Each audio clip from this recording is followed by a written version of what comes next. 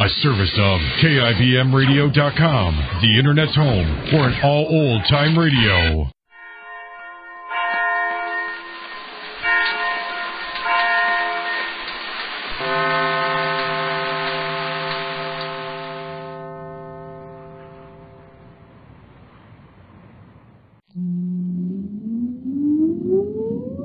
Countdown for blast off. X-5, 4, 3, 2, X-1, fire.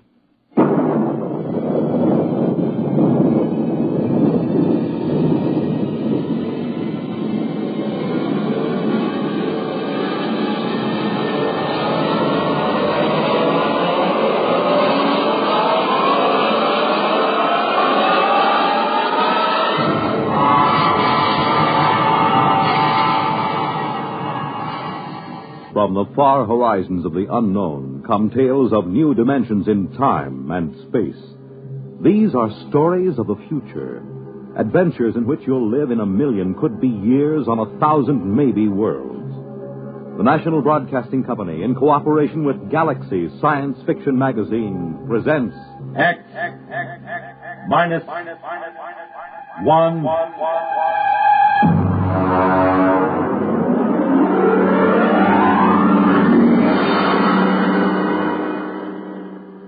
Tonight, the discovery of Morneal Matheway by William Tent.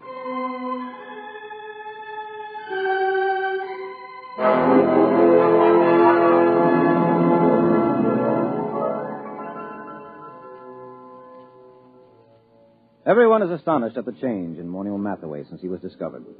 Everyone, that is, but me.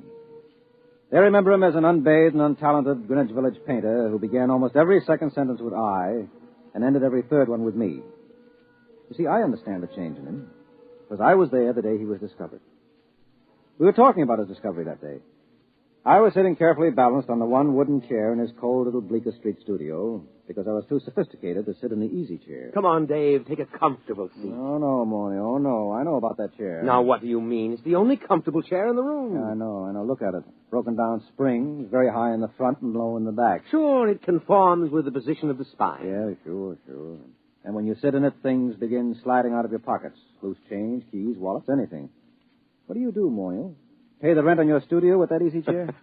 Well, as a matter of fact, it is rather profitable. And that's why I'll sit on the wooden chair, if you don't mind. Oh, now, don't be bourgeois. Well, I notice you always sit on the bed. That's because I'm a good host. I see.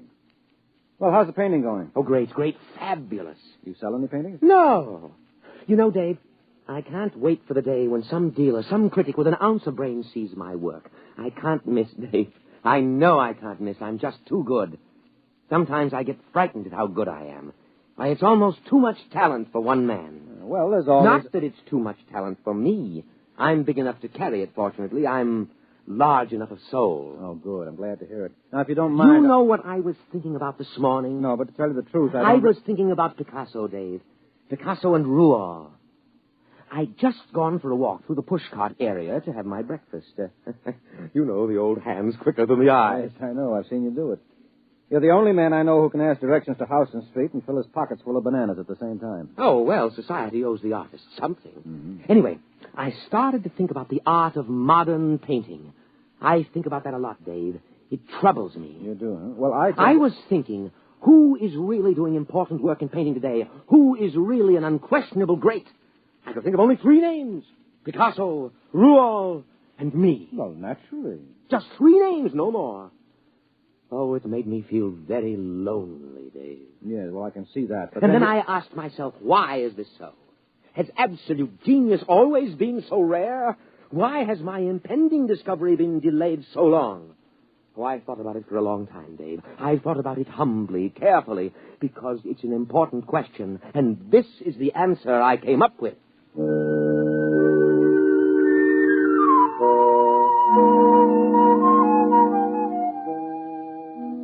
Don't bother waiting for the answer that Morneal came up with. It turned out to be a theory of aesthetics I'd heard at least a dozen times before from a dozen other painters in the village. Morneal was a bad painter, there was no question about it. I say that not only from my opinion. I've roomed with 2 modern painters, and I've been married for a year to another, but... Well, for example, a friend of mine, a fine critic of modern art, Took a look at one of Morneal's paintings, which he hung over my fireplace in spite of my protests, and just kind of stared slack-jawed. What does he call that technique? Well, he says it's smudge on smudge. Well, I can believe it. Smudge on smudge, white on white, non-objectivism, neo-abstractionism, call it what you like. There's nothing there, nothing. Well, it doesn't even have the interest of those paintings that chimpanzee did a couple of years ago. He's just another of those loudmouth, frowsy, frustrated dilettantes that infest the village. Why do you waste your time with him? Well, for one thing, he lives right around the corner, and he's kind of colorful in his own sick way. And he does have one great talent. It's not in painting. No. Now, you see, I just get by as far as living expenses are concerned. Things like good paper to write on, good books for my library, I can't touch them. And sometimes the yearning gets too great. You know, a newly published collection by Wallace Stevens. Well, if I find one I want, I just go over to Morneal's and tell him about it. He doesn't lend you money. Oh, no. Now, you see, we go out to the bookstore and we come in separately. And then I start a conversation with the proprietor about some very expensive out-of-print item I'm thinking of ordering, and Morneal just says, "Don't mind me, I'm browsing." Well, that's the high sign. I'm browsing. Well, what happens?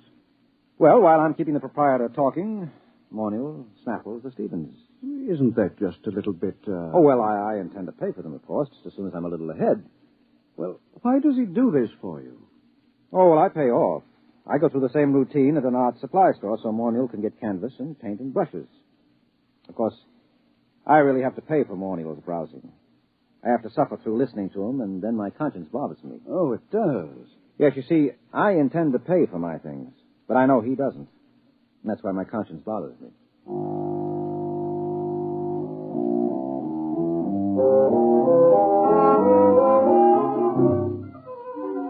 Well, here he was the day he was discovered, sitting in his room, and Morneal was running on about his own genius. No, I can't be as unique as I feel. Other people must be born with the potential of such great talent, but it's destroyed in them before they can reach artistic maturity. Why? How? Well, let's examine the role that society plays in all of this. What's that? You got a hi-fi set? Nonsense. That's a crass materialistic concept that I should... Something is happening. Hey, when did you put the purple lights in? Purple? Oh, what's that? Look, it's shimmering. It's coming right through the wall. It looks like a box. We can't both be having an artistic vision. You're not the type. No, I'm not, and I'm not drunk either. Look out, something's going to happen. Morneal Matheway? What? Who are you? Where'd you come from? You are Morneal Matheway? Yes. My name is Glescu. I bring you greetings from 2487 A.D. Oh, 2487. A.D.? I realize this is a difficult phenomenon for you to grasp entirely, but here I am. We will now indulge in the 20th century custom of shaking hands. Mr. Morneal Matheway? Oh, well, sure. Shake. Yeah. And you, sir? Yeah, sure. I don't mind. Shake. What a moment. What a supreme moment. Oh, well, what do you mean, what a moment? What's so special about it? Are you the inventor of time travel? Me, an inventor? No. Time travel was invented by Antoinette Ingeborg, and, well, that was after your time. It's hardly worth going into at the moment, especially since I only have half an hour. Why half an hour? The skin drum can only be maintained that long. The skin drum is, well, call it the transmitting device that enables me to appear in your period. There is such an enormous expenditure of power required that a trip into the past is made only every 50 years. The privilege is awarded as a sort of go-bell. I believe I have the word right. It is go-bell, isn't it? The award made in your time? Well, you wouldn't mean Nobel by any chance, a Nobel Prize? That's it, the Nobel Prize. A trip is awarded to outstanding scholars as a kind of Nobel Prize. Once every 50 years, the man selected by the Gardemax is the most preeminent, that sort of thing, you know. Up to now, of course, it's always gone to historians, or they frittered it away on the siege of Troy and the first atom bomb explosion at Los Alamos, or the discovery of America, things like that. But this year... Yes? Well, what kind of scholar are you? I am an art scholar. My specialty is art history, and my special field in art history is... What? What? You, Mr. Matheway. In my own period, I may say without much contradiction, I am the greatest living authority on the life and works of Morneal Matheway. My special field is you. Dave, did you hear that? Dave! I heard. Do you mean that I'm famous? That famous? Famous? You, my dear sir, are beyond fame. You are one of the immortals the human race has produced. That famous? That famous. Who is the man with whom modern painting in its full glory is said to have definitely begun? Who is the man whose designs and color have dominated architecture for the past 5 centuries? Who is responsible for the arrangement of our cities, the shape of our artifacts, the texture of our clothing? Me. You. No other man in the history of art has exerted such a massive influence over design. To whom can I compare you, sir? To what other artist in history can I possibly compare you? Rembrandt? Da Vinci? Rembrandt and Da Vinci in the same breath as you. That's ridiculous. They lacked your universality, your taste for the cosmic. Wow. Mr. Glesker, excuse me. Do you happen to know of a poet named David Danziger? Did much of his work survive? Is that you? Yes, that's me. Dave Danziger? Well, no, I don't think so. The only poet I can remember for this time and this part of the world is Peter Tebb. Tebb? Never heard of him. Then this must have been before he was discovered. But you see, I am an art scholar. Well, you see, checking my chronometer, I see my time is getting short. But it is an overwhelming delight for me to be standing in your studio, Mr. Matheway, and looking at you at last in the flesh. I wonder if you would mind obliging me with a small favor. Oh, sure. You name it. Nothing's too good for you. What do you want? I wonder, I'm sure you don't mind, could you possibly let me look at your painting? The one that you're working on at this very moment. Well, sure. I have one right over here. Just, now pull the easel around. There you are. I intend to call this Figured Figurines number 29. Oh, but this... What's the matter? Well, surely this isn't your work, Mr. Matheway? Yeah. It's my work, all right. Figured Figurines number 29.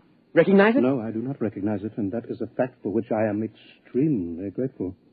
Could I see something else, please? Something a little later. Well, that's the latest. Everything else is earlier. Here, you might like this. Now, I call this Figured Figurines number 22. I think it's the best of my early period. Oh, dear. You know, well, this looks like a smears of paint on top of other smears of paint. Right. Only I call it smudge on smudge. But you probably know all about that, being such an authority on me. And now, here we have Figured Figurines number 12. Do you mind leaving these figurines, Mr. Matheway? I'd like to see something of yours with color and form. Well, I haven't done any real color work for a long time. Oh, wait a minute. Wait. I have one over here somewhere, an old canvas. I was going to paint over it. Here we are. This is one of the few examples of my mauve and mottle period that I've kept. Oh, I can't imagine why. It's positively, oh, dear. Oh, now, wait a minute. Let me show you some of my intestinal period. Here. Here's a particularly good one. It's called Large Intestine Rampant. You like it? Oh, please. I think I'd like to sit down. Well, take the comfortable chair. And here's another one called Small Intestine Incisive. Oh, it's rather good, don't you think? I managed to avoid completely any definite line. You notice that? I don't suppose you ever drink of Glafax. Oh, no, of course you don't. It hasn't been invented yet. Oh, now here's one that's bound to be great. It's one of my earlier smudge on smudges. It's called Fly Ash. I painted it by coating the canvas with slow-setting glue and leaving it out on the window for about 2.5 hours. Notice the delicate deposit of soot. Oh, please. Please, Miss Matheway, please. Oh, I've got lots more. You know, I don't understand this. All these canvases, this is obviously before you discover yourself and your true technique. But I'm looking for a sign, a hint to the genius that is to come, and I find... Well, how about this one? Here. Oh, please. Oh, take that away. Oh, dear. Oh, dear, no. Oh, look, I'll have to leave soon. I don't understand this at all. Let me show you something here, gentlemen. Here, a pocket edition of the source book. The complete paintings of Morneal Matheway, 1928-1996. Were you born in 1928? Yep. May 23rd, 1928. Here, look at the first painting. Well, that's beautiful. I mean, the color, that's incredible. Oh, well, that stuff. Well, why didn't you tell me you wanted that kind of stuff? You mean you have paintings like this, too? No, not paintings. One painting. Oh, I did it last week as a sort of an experiment, but I wasn't satisfied with the way it turned out, so I gave it to the girl downstairs. Would you like to look at it? Oh, yes, very much. very much. Well, here, I'll just toss your book on the bed. Come on, it won't take a minute or two.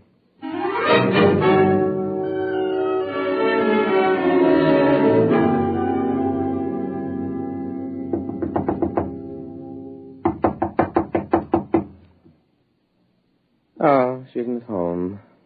I thought she'd be home now. Oh, I did so want you to see that painting. I want to see it. I want to see anything that looks like your mature work. But time is getting short. The chronometer... I'll tell you what. Anita here has a couple of cats that she asked me to feed when she's away for a while. So she's given me the key to her apartment. Suppose I, browse upstairs and get it. But Suppose I browse through my room and get it. Get it? Oh, yeah. You go ahead and browse, sure. Fine, but please hurry. Oh, sure, I'll hurry. I won't take long browsing.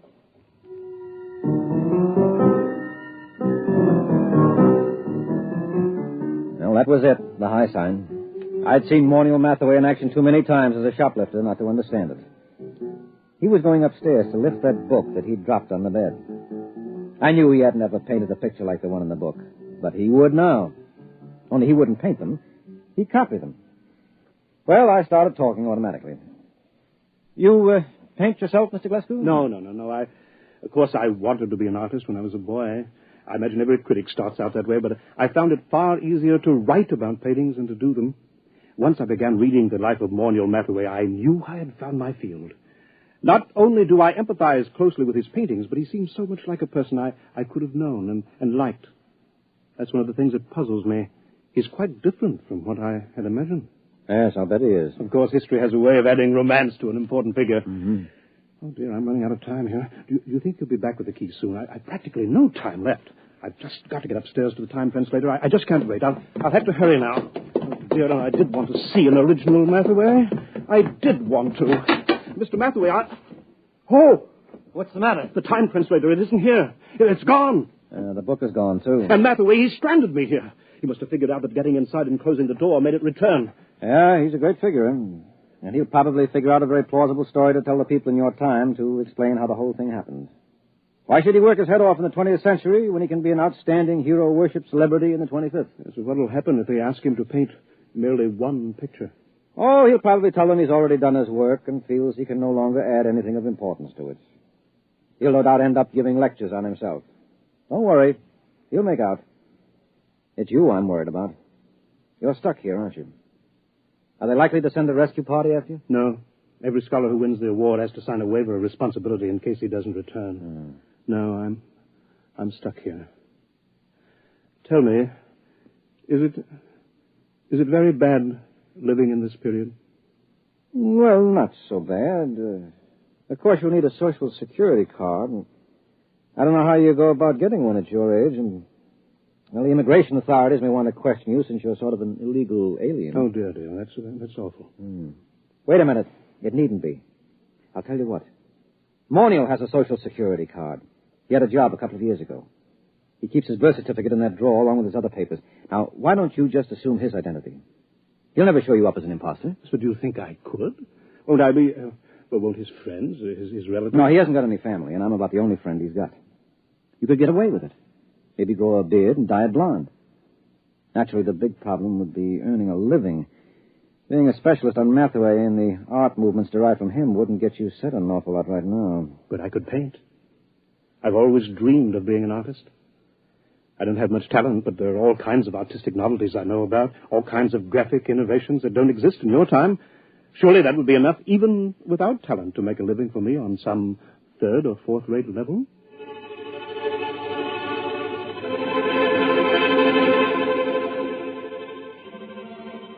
It certainly was. But not on a third or fourth-rate level. Mr. Glasgow, that is Morneal Matheway, is the finest painter alive today and the unhappiest. After his last wildly successful exhibition, I remember he said to me, "What's the matter with all these people praising me like that?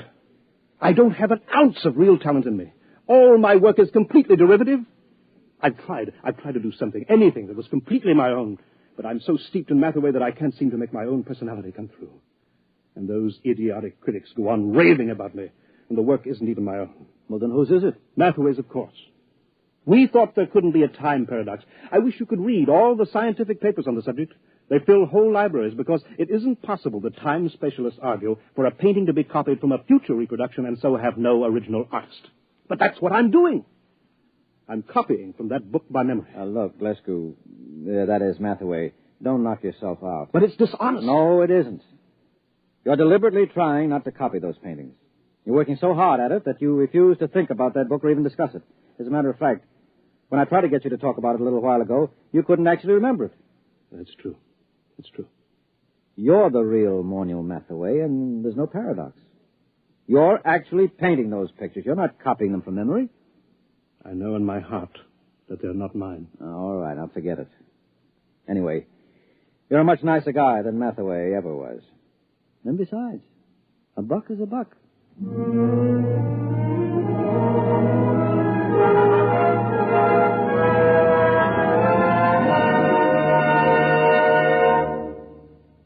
You have just heard X-1, presented by the National Broadcasting Company in cooperation with Galaxy Science Fiction Magazine, which this month features Lulu by Clifford D. Simak, a story which demonstrates that a spaceship should be a darb, a smasher, a pip, a beaut, but man all battle stations if it ever becomes a sweetheart of a ship.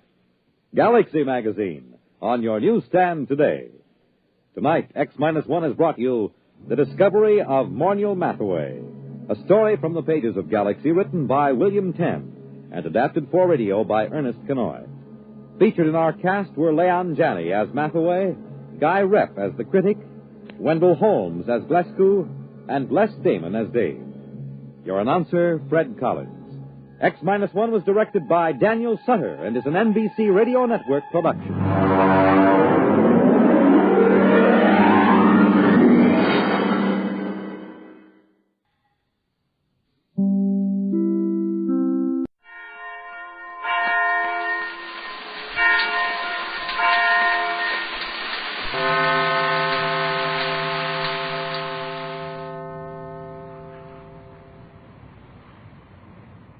For many days, the Gregory yacht has been held captive in the slip between two of the piers on the strange isle of Euclidia, the Magic Island. The rescue boat sailed from Los Angeles with Johnson in command and was prepared to aid in rescuing Mrs. Gregory and her party from the island. However, radio messages between this boat and the Gregory yacht were intercepted, and Johnson's boat captured and towed to the island by a Euclidean submarine. Johnson was not aboard, however, and now he is bound back to Los Angeles to prepare another rescue expedition. Jerry and Joan are getting some mysterious instructions from Captain Bradford in the radio cabin on the yacht. We'll do it exactly like you tell it, Tex, won't we, Joan? Certainly. You may depend on Jerry and me to carry out your instructions, Captain.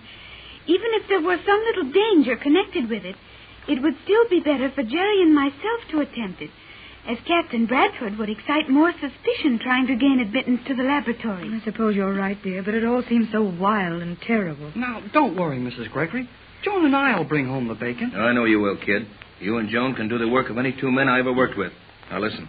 This thing isn't going to be difficult if you'll do exactly as I say. Yes, Captain. You and Jerry go over on the island. Start poking around in the corners and act curious. Don't get anyone too angry at you. But try to get yourselves taken to G47's laboratory if you don't get invited there. Well, Joan knows all the places where we can bump into somebody who will take us to G47, so the old guy will bawl us out. Then we ought to be able to figure a way to stay in the laboratory and watch them finish working out the formula they got from Mac. But if you are in the laboratory when the formula is completed, you will be in danger from the gas. Not if they do as I tell them. Now, here is a lot of cotton soaked in a solution I made for the purpose. You can carry more than enough for both of you in your pocket, Jerry, and it'll stay wet enough for an hour or more. If you're in the laboratory, when the gas floods the place, stick some of that cotton in your noses. Hold your mouths tight shut. Breathe a little through your noses if you have to. Be sure to fall with the others and act as they do. Then when they're all asleep, get out fast and close the door. Call the other Euclideans and tell them something has happened in the laboratory. Then you get back here to this boat. Won't the gas affect their eyes, Tex? Not in the slightest. Its only possible effect is in the lungs. The solution on the cotton will absorb all you could breathe of it for 3 minutes. 1 minute will give you more time than you need. That's all. Oh, Joan, my dear, I'm so afraid for you. There is nothing to fear. We will follow the captain's instructions. Well, come on. Let's get going. Good luck, kids. Now where? You lead the way, Joan. You ought to know all the places where we can get into trouble on this funny island. I will take you to several places where we should be stopped and taken before G47 to explain our conduct. Here we go again. I start to get the jitters every time I walk on the stone without making any noise. We may get many of those jitters, as you call them, before this little task of ours is completed. Oh, you think it's going to be tough, huh? Tough? I mean, we're going to have a hard time putting it over? Precisely. Now, what did I tell you about that precisely thing? I will not say it again, Jerry, if you do not like it. You know, Joan, you're about the swellest girl a fella ever had. I like that, Jerry. I think you are a nice and clever boy. That's what I like about you. You could see what a swell fellow I was right away. Yes, Jerry, you make it very plain. Yeah, huh? Oh, yeah. You mean it sticks out all over me. Well, you ain't so bad yourself. Jerry, how often must I tell you that ain't is not correct? I know all about it. Now let my manners and English alone and do something to help the plot along. Where can we get into trouble? Right here, if you do not speak more quietly. Remember that the guard in the central control chamber is hearing all you say. Yeah, that's right. Then... Oh, Jerry, the elevator housing is rising out of the island. Someone is coming up. Let's just stall along over to it. We might pick up some news along there. I do not understand that stall. How is it possible to stall along? Is not a stall a small partition? Yeah. A stall is where they keep horses in English, but it means to go slow in slang. Hey, look who's coming out of the elevator. Why, Jerry, it is Commander S1. Nobody else. My girlfriend from the submarine. But, Jerry, you said... Now, don't start to cry. I know I called her my girlfriend, but it don't mean a thing. She's coming this way.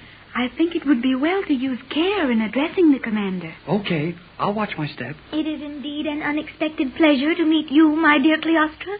And as usual, you are, of course, searching for trouble. How did you know that? Your indiscreet companion attracts trouble as a magnet does metal. Okay, Commander, have it your way. What is this? No sparkling retort from you, Hall? I've got nothing to say. That is likely. But under ordinary conditions, you would be saying it. Saying what? Nothing. Oh. You will pardon me, Commander, but Jerry and I would like to look around on some of the lower levels of the island. Would you care to accompany us? Hey, Joan, wait a minute. Quiet, Jerry. I have asked the commander to accompany us if it is agreeable to her. Well, maybe you know what you're doing. Go to it. I will be quite willing to accompany you. I am free at the time, and it is highly possible I may be able to prevent your getting into trouble. Yeah, that's just what I was afraid of. Jerry! Your remark confirms my suspicions, Hall. I shall accompany you. We will use the private submarine elevator. Follow me. Now, look here, Joan. If this comes out wrong, it's your fault. I feel as you say, Jerry. I have a bunch, and when Hey, that's a hunch, not a bunch. Of course, Jerry. Then I have a hunch. Well, golly whiskers. So you've got a hunch. And you can use slang without choking on it. That's good enough for me. You will enter? Oh, hurry, Jerry. Okay. In we go. Oh, this floor doesn't make any noise. You must not pay any attention to Jerry, Commander. He is always looking for things which make noise. Yeah, this island's too quiet for me. I will take you where you may make a great deal of noise if you so desire. We will leave this car at the 5th floor. That's where the main chemical laboratory is, isn't it? Jerry. Yes, the laboratory is there, as is this car. You may step out, Hall. And you, Cleostra? Boy, that was service. 5 floors in about that many seconds and without a sound. Now where? Follow me. I know where we are going, I think, Jerry. Where? To the sound channel. To the what? Cleostra is correct. You wanted to make and hear noise? This chamber will give you ample opportunity. What kind of a place is this? A special room for noise? Precisely. We will enter here. Exercise caution in your voice and movements. The din will be terrific if you are careless. There's more things on this island that do... Hey, listen to my voice. Gee, it sounds funny and loud, too. I warned you to speak quietly. This is the sound channel, Jerry, where all sounds are tested for their vibrations and penetrating qualities. Here, for example, is a length of the Euclidean cloth with which you have lined your cabin. Put it over your head. Wrap it tightly around your throat. Then speak. Hey, if this is a gag, I'll... Try it, Jerry. I have done it before. Okay.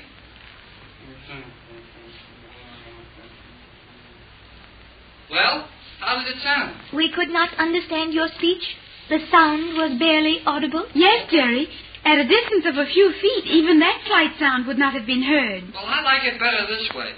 How am I doing? Oh, Jerry, please. That makes such an awful noise. This is the kind of a place I like, where you can hear all that's going on. It is the only place on the island where nothing can be heard from without. Jerry, the commander is right. You mean this racket can't be heard out in the elevators or anywhere? Precisely. Then I can have all the fun I want to. Say it. Joan, that gives me an idea. I had hoped it would. You had, huh? The commander is waiting for you to speak, Jerry. On the level, Commander. Nothing we say can be heard in any other place on the island? Not by their instruments or anything? That has been definitely established. And you brought us to this room on purpose. You did it to give us a chance to talk. Exactly. Swell. But, well, what if G47 finds out you brought us here? Won't that cause you a lot of trouble? It would be very serious for the commander, Jerry. But you brought us here anyhow. Well, Commander, I'm going to tell you something. I might suggest that you hurry your remarks. Oh, sure. I'm sorry. Okay, here it is. G47 has a formula he thinks is an important one of Captain Bradford's. The universal solvent? You knew that? Sure, she knew. I guess everybody on the island knows G47's after that formula. Correct. Proceed. Well, this formula they've got is not the solvent, but it is a real formula. And when they put the last ingredient into it and get the solution exactly right, it will kind of blow up. And the room will be filled with a gas that will put everybody in the room to sleep for hours. And your plan is? Well, Joan and I want to be in that laboratory when the gas fills the room. Then when the Euclideans are all laid out, we'll run out and report to the other Euclideans. They'll rush in the room, and the gas will get them. It'll stay active in the big room for 24 hours. And then? Then we will notify Captain Bradford and Mother on the yacht. And our party will take over the command of the island, and everything will be... Oh, Jerry, we've made a mistake. The commander... Hey, look here, Commander. You're on our side, aren't you? Commander. The commander. What makes you look so funny? Joan, this thing's going wrong. Don't let her out that door. Silence. You two young fools need have no fear of me. I was merely thinking if I could plan your safety in that gas-filled room. Hey, Joan, listen to that. Yes, Terry. Oh, you are wonderful, Commander. Time will tell. Well, don't worry about the gas for us. We've got some cotton soaked in a secret solution to stick in our noses so the gas won't hurt us. Very well. I will take you to the laboratory at once.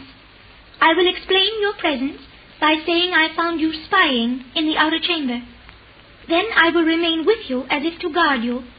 And when the gas has done its work, you may bring the captain to take over the control of Euclidia. Oh, boy, that's swell.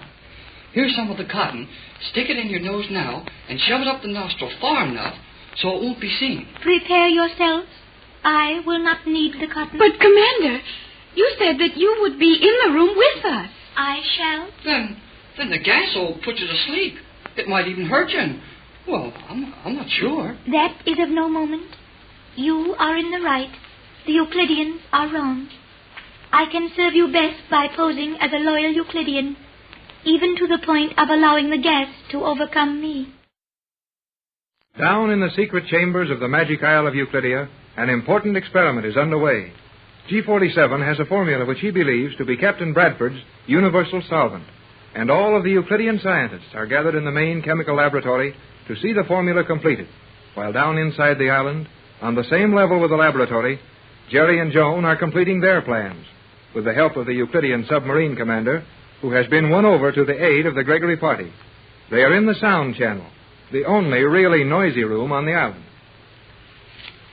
Well, I guess we might as well go in the laboratory and get it over with. Do you not think it is time to start now, Commander? It would not be advisable to arrive at the laboratory prematurely. If it is possible to plan it so, I think it best that you arrive just before the formula reaches completion. Then the scientists will be so deeply interested in watching the compounding of it that they will ignore your presence.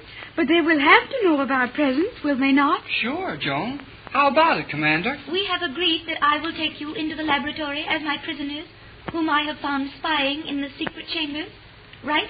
Yeah, go ahead. If I arrive with you two just before the experiment is complete, G47 will merely order us to stand at one side and wait the result. He will be too deeply engrossed in his work to do otherwise. That is right, Commander. But what if we arrive too early? G47 would then have time to question me as to your activities in these chambers, and would undoubtedly send me to deliver you as prisoners to the confinement chambers.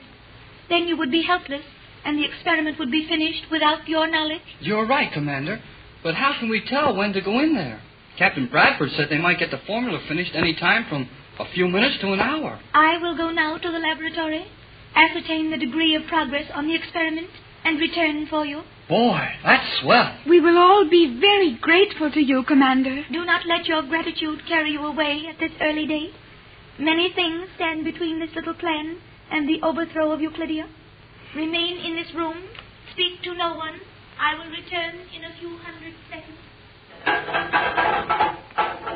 Jiminy crickets, Joan. The island must be falling to pieces. What a racket that was. It was just the closing of the door as the commander went out. But when we came in, that door didn't make a sound. But that is not the door we came in through, Jerry. We entered through one of the noiseless doors.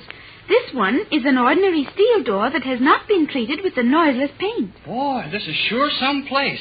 Let's look it over while we're waiting for the commander. You must walk gently on many parts of this floor. Why? Will I fall through? Certainly not. But the noise will be so terrific you will give yourself a headache. Well, I can stand a little noise for once. Come on. We'll walk around in here. Hey, I can't hear a sound from this floor. If you will observe the color of the floor, you will see that the particular strip upon which we now move has been treated with the noiseless paint, while the next section, that strip running parallel to this one, is just the raw metal. Step gently onto it if you wish. Okay, here goes. Golly whiskers, what a place. I guess I don't need the noise as bad as I thought I did. That's better. You see, Jerry, wonderful things have been done on Euclidia. I'll say they have. Look at that workbench and the bunch of tools they've got there. Would it be all right if I looked at them? I see no reason why you should not. But be very careful to return each tool to its proper place. Oh, I'll watch it. These hammers look just like regular ones. Some of them are. You will notice that some of the hammers are painted with a red coloring matter. Those are noiseless. The gray metal ones are ordinary hammers. And some of those nails are colored, too. Are they noiseless? Yes, Jerry. You may use that piece of discarded wood on the floor. Drive the various nails into it if it will furnish you with any amusement. Oh, I know. You think I've got to have something to play with all the time. Well, don't forget, this is all new to me. And when I get you back to the world, I'll show you a few things that'll, well, you'll want to stay and play with all day, too. I understand that, Jerry. I merely wanted you to know that I appreciated your interest in these things. You do all right in politics, Joan. Well, here goes. I'm going to drive a regular nail into this board with a regular hammer. Jumping gee whiz. Did it make all that noise when I laid that little stick on that workbench? Yes, Jerry. That portion of the bench and the piece of wood you chose have been made deliberately more resonant. Giggle and goldfish. Where's a quiet place on here and a quiet piece of wood? Place that dark wood on the red-colored section of the bench. Okay. There it is. Hey, not a sound. Now, if you take one of the colored nails and a noiseless hammer, you may drive the nail in that wood with very little sound. Well, I'll try it. It's a good trick even if it doesn't work. Gee whiz. That big spike went right through that board without making a bit of noise. I think you would enjoy the noiseless saw also. Huh? Noiseless saw? Yes, Jerry. It is over here in the corner. Come right here beside me and you will be able to operate it. Hey, your voice. Mine, too. They've lost that funny sound. This corner of the room is soundproof, Jerry. Now there is the saw. You start the motor so... That motor doesn't make a sound. Now, can I run a board through that saw? You may. This colored piece is one of the noiseless ones, huh? That is right. Well, here goes then.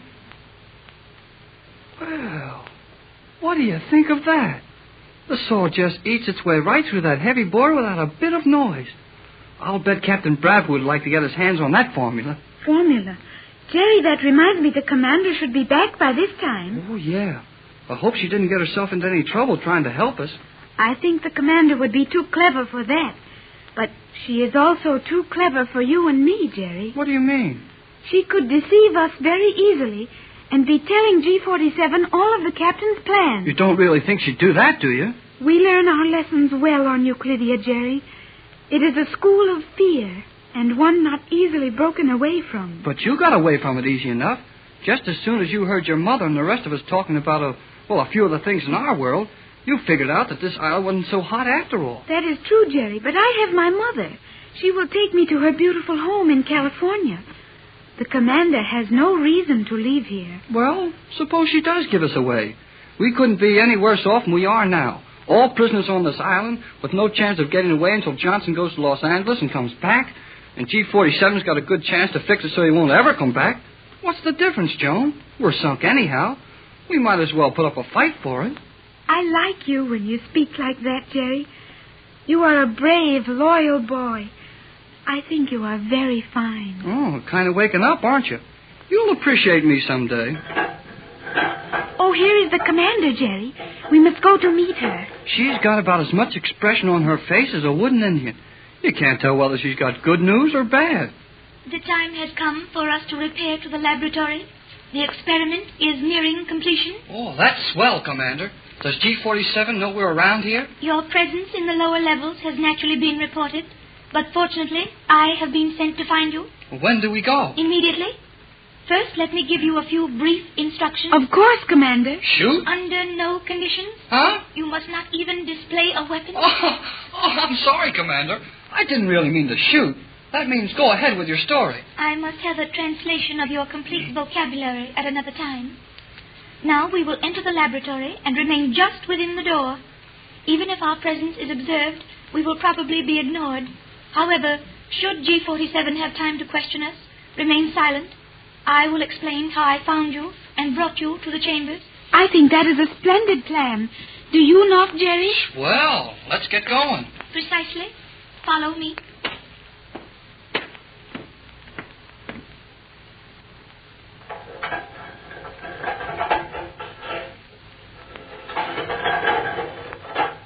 You will follow me? But what are you going to do with us? That will be decided by G47. I will take you to him at once. But we were not doing anything harmful, Commander.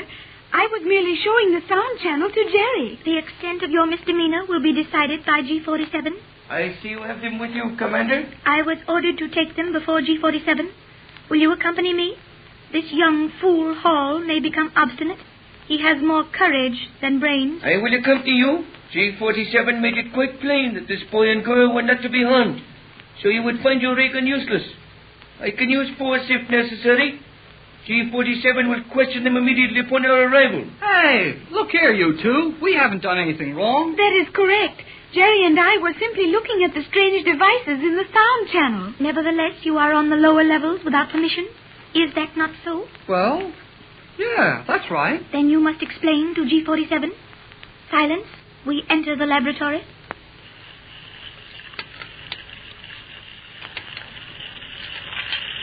Gee, I thought the laboratory would be another of those silent rooms. It is not silent for the benefit of many experiments which deal with sound. Normal hearing is indispensable. Should I report our presence to G47? It is not necessary. We are observed. G47 is coming toward us now, Jerry. Say nothing to make him angry. Then I can't say anything. That guy hates me for saying good morning. Excellent work, Commander. You have brought them just in time. The work on the captain's formula is within seconds of completion. I will take them to the confinement cells, if you wish it. No. I want them here. Bradford is a very clever man. It is entirely possible that he may have planned a little surprise for us at the completion of the formula. It will be well to have two of his friends near me at that time. What do you mean, G47? If anything unpleasant were to happen, it might lessen the captain's enjoyment to know that you too, young fools, had received a portion of the treatment. You are wanted at the table, G47. Yes. Come with me, you two. Over here, quickly. Is that the stuff there? Precisely. It has reached the boiling point. The process should be complete any second. I'm sleepy, Jerry. Joan.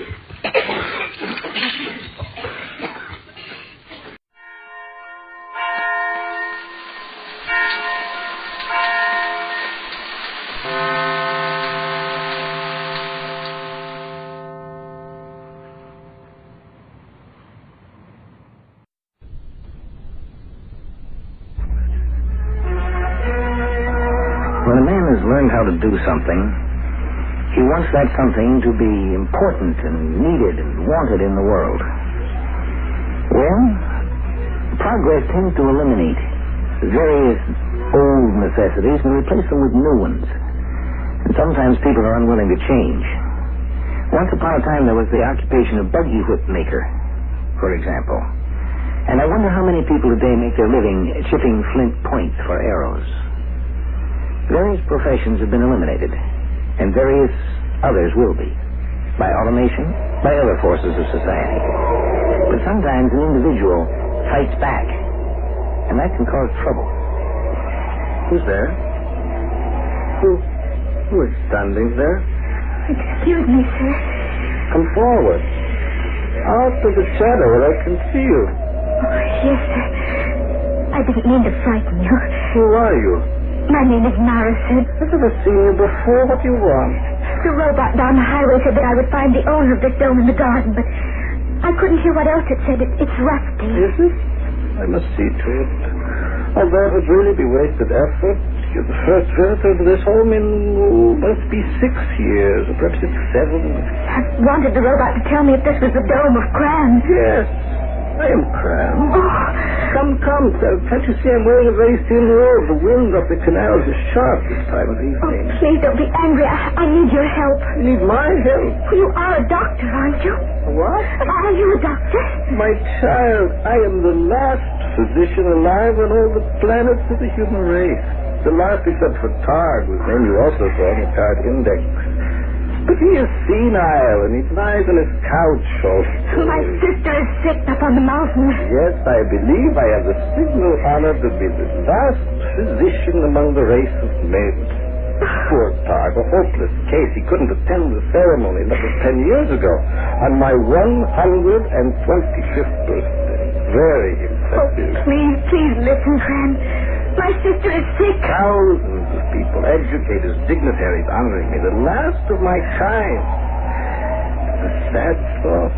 And it's not right. I thought it wasn't right at the time. My profession goes back to the beginnings of recorded time. And then suddenly we're no longer needed. Turned out with a medal and a statue and a thank you. Oh, Clan, what must I do to make you understand? Let go my arm. My sister is sick with some kind of disease. It's impossible, my child. I knew you wouldn't believe me. I just knew it. Disease has been destroyed. That doesn't change the fact that my sister is lying up on the mountain with her skin hot as fire 1 hour, as cold as ice the next. She trembles and she moans. Oh, Tom. Young woman, is your sister expecting a child? If so, she should report immediately to the automation hospital. There's one down the road, staffed with the finest obstetrics. There is no child. She's just sick. I refuse to believe that. Oh, all right, then. I'll go back and watch her die. Then. Wait a moment. I would help you if I could, but I haven't had a case since I was 40 years old. There's been no need. I know all that. I went to school once. Disease is an outmoded concept.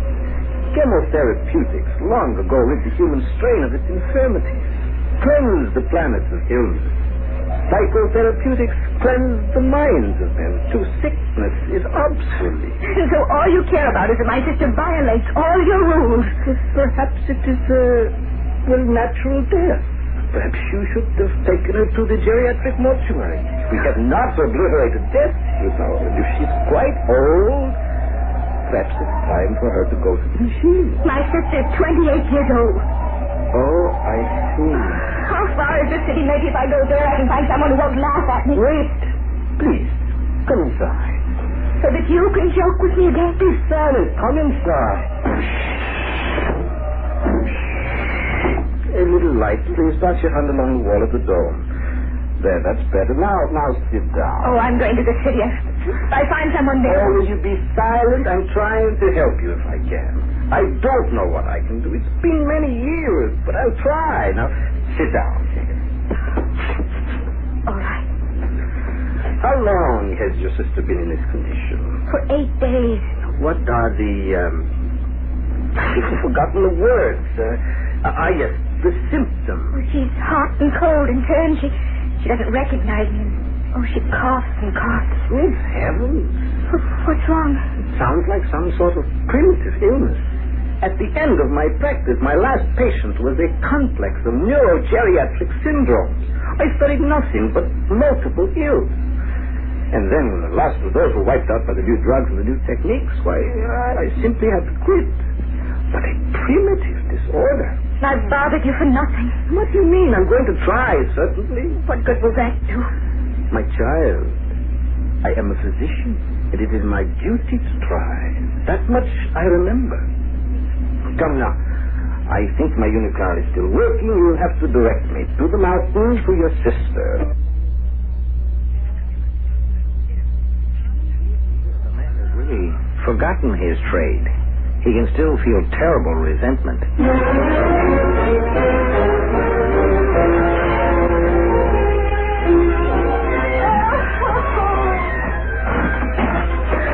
listen, she must be in terrible pain.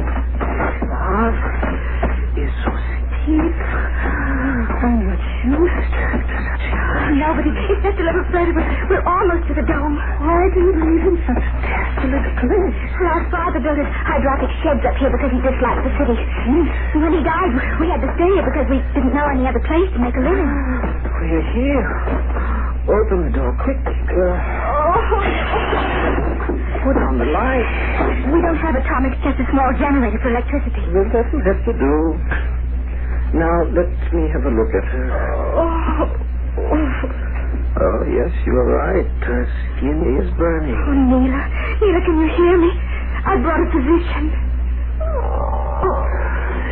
It's no use. I've forgotten the simplest words. What is it? What is it? Oh, yes, now it comes back to me. She's delirious. Bring the table closer. Now, do you know how to load one of these viewers? I'll try. Now, set the viewer on the table.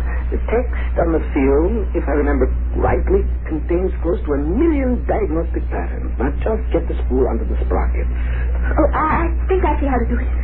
Now, young woman. Neela, that's your name, isn't it? Open your mouth for me.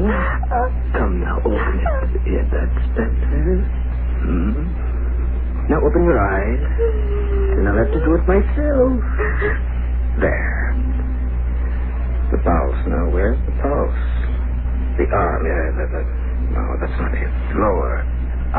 The text is on the viewer. All right, I'll code the symptoms myself. Do you know what's wrong? Can you help us? To answer your first question, no, I don't know what's wrong. To answer your second, I will only know whether I can help her if the viewer finds a diagnosis for me after I code the symptoms. Now, if there is medication prescribed with the diagnosis, and if by chance I still have that medication in my kit, there might be a chance. Why did it have to happen to her? Why, indeed. The learned men of all planets would doubtless be curious to know the answer also. Here, let me sit that down at the view. Let's see. First symptom, fever. Second symptom, inflammation of the throat cavity. Third symptom, advanced olfactory congestion.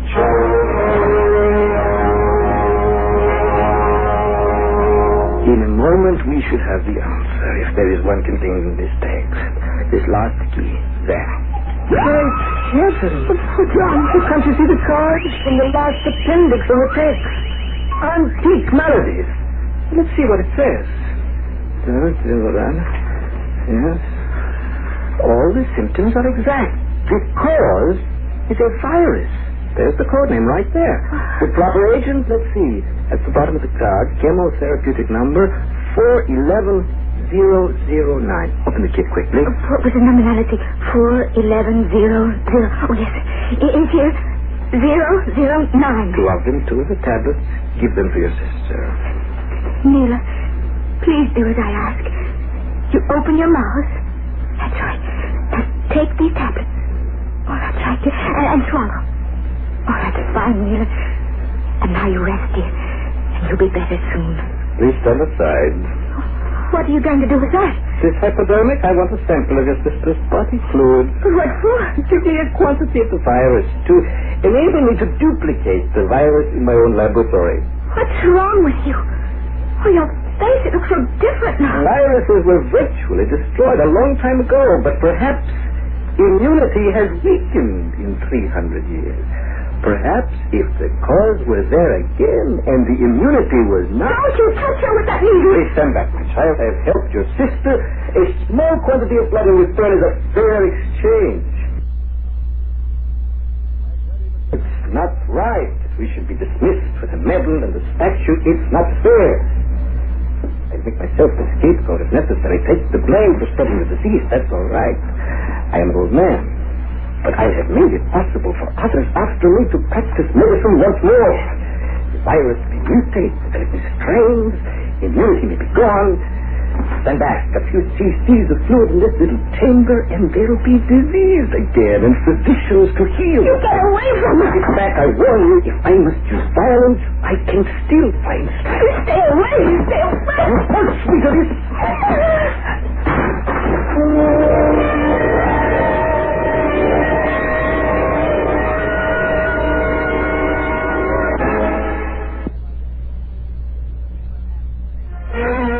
When a man is retired from his business, it's one thing to know that the business is still going on, that the business itself has not been retired. But somehow, it's a much deeper hurt to have the business itself cease to exist. If only that business hadn't stopped, that he could feel that something of his business was going on. I think that's what's bothering the ex-doctor. You. My sister died during the night. I'm sorry. You're not sorry at all. You must understand. I couldn't stay with you. I left you there unconscious. I knew you'd come around soon enough. But my sister died. I did what I could. I gave the prescribed medication. It's lucky I had some of it at all. The virus must have been too strong. The immunity factor down to nil. And that's why I came. To ask whether I will contact the disease. It's possible. And could pass it on to others.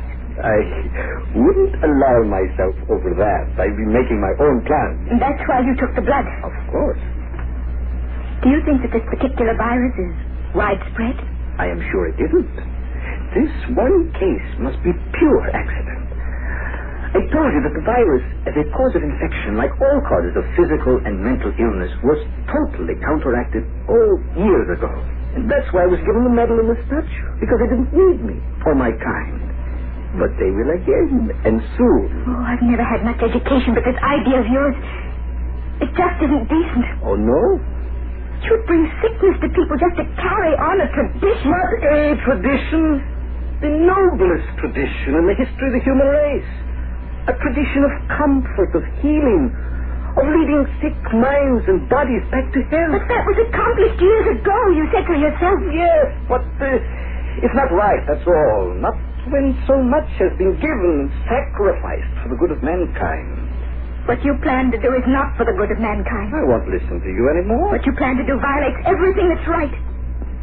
A doctor is supposed to heal, to cure. I didn't do so very well with your sister, did I?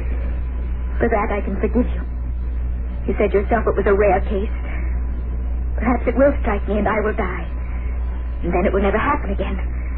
But to set out to create disease... Get out of this laboratory, you little rat. Before other doctors and look them in the face and say, I'm doing this for you, making others ill so that you can be doctors again. There are no doctors except Targ, and he's senile. I am the last. And you are very old and something's happened to your mind. I warn you, leave this stone immediately. Not before I destroy whatever you took from my sister. You see this? A laboratory torch. See the blue flame? It burns.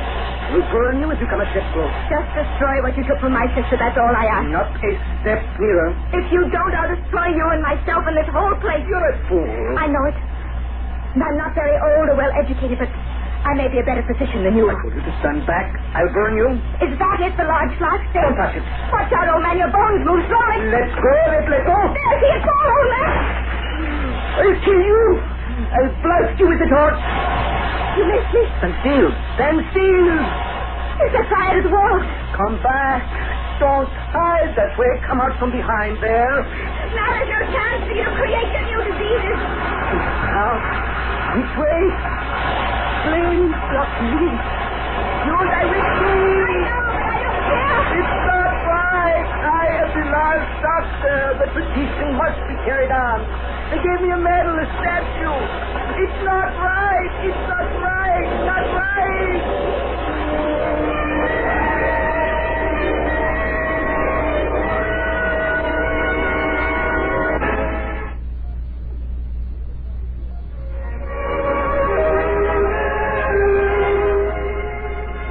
If you're looking for a more secure and stable world in the future, I'm afraid you're in for unhappiness and disappointment.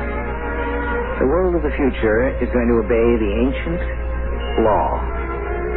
Change. Learn. Find a new and better way. Because the old way always turns out to be a little inadequate. There is nothing that's perfect. Let's go to work and find a better one. It's the whole point of progress. Do a better job than we've ever done before. And you know, when an occupation, when a profession, when a tradition dies, it served a purpose. The purpose does not die. That goes on. And that's what the old doctor didn't recognize. The purpose was to serve human life. And that went on. And always will.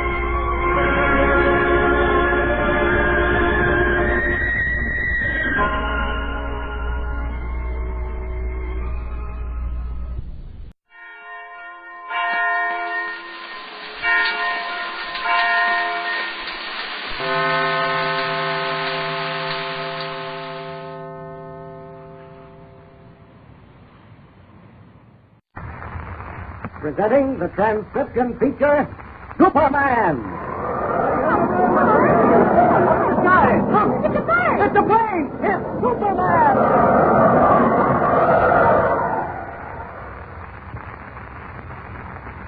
And now, Superman, champion of the weak and the oppressed, who came to Earth from the planet Krypton with physical powers far beyond those of mortal men, and who fights a never-ending battle against crime and injustice, disguised as Clark Kent, mild-mannered reporter for a large metropolitan newspaper. The mystery surrounding the identity of Sidney Rycroft, British explorer, grows more baffling with each passing minute. Two people, a man and a woman, claim to be the real Sidney Rycroft. On several occasions, Superman has saved the life of the girl from murderous attacks made on her by Humi, an Egyptian who is searching for the sacred black pearl of Osiris. In our last episode, we heard how Tumblebee Jones, taken to a hospital to have a bullet removed from his leg, was spirited out of the hospital by a mysterious stranger. Kent, desperately trying to find a solution to the mystery, learned about Tumbleweed's disappearance and immediately started out to rescue his friend as Superman. As our last episode ended, Tumbleweed was being driven across a bridge when suddenly he took matters into his own hands, grabbed the wheel, and sent the car crashing off the bridge into the river below. Now we join Superman as he flies through the streets of the quiet city, following the trail of the car in the snow. Listen.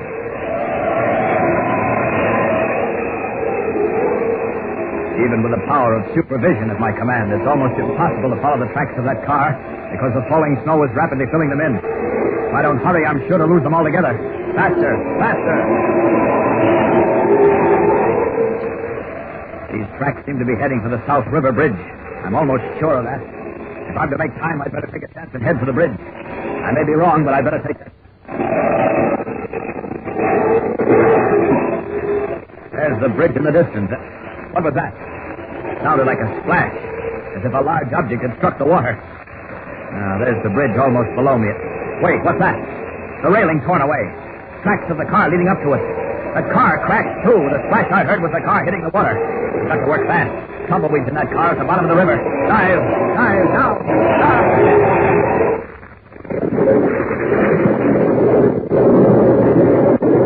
Black down here under the water. Even I can hardly see. But I must find the car. Must be here on the bottom somewhere. Got to find it quickly. Quickly or I'll be too late. Ah, there it is. Turned on its side. Yes, by heaven, it's Tumbleweed inside there, jammed against the wheel. Got to get him out. Got to get him out fast.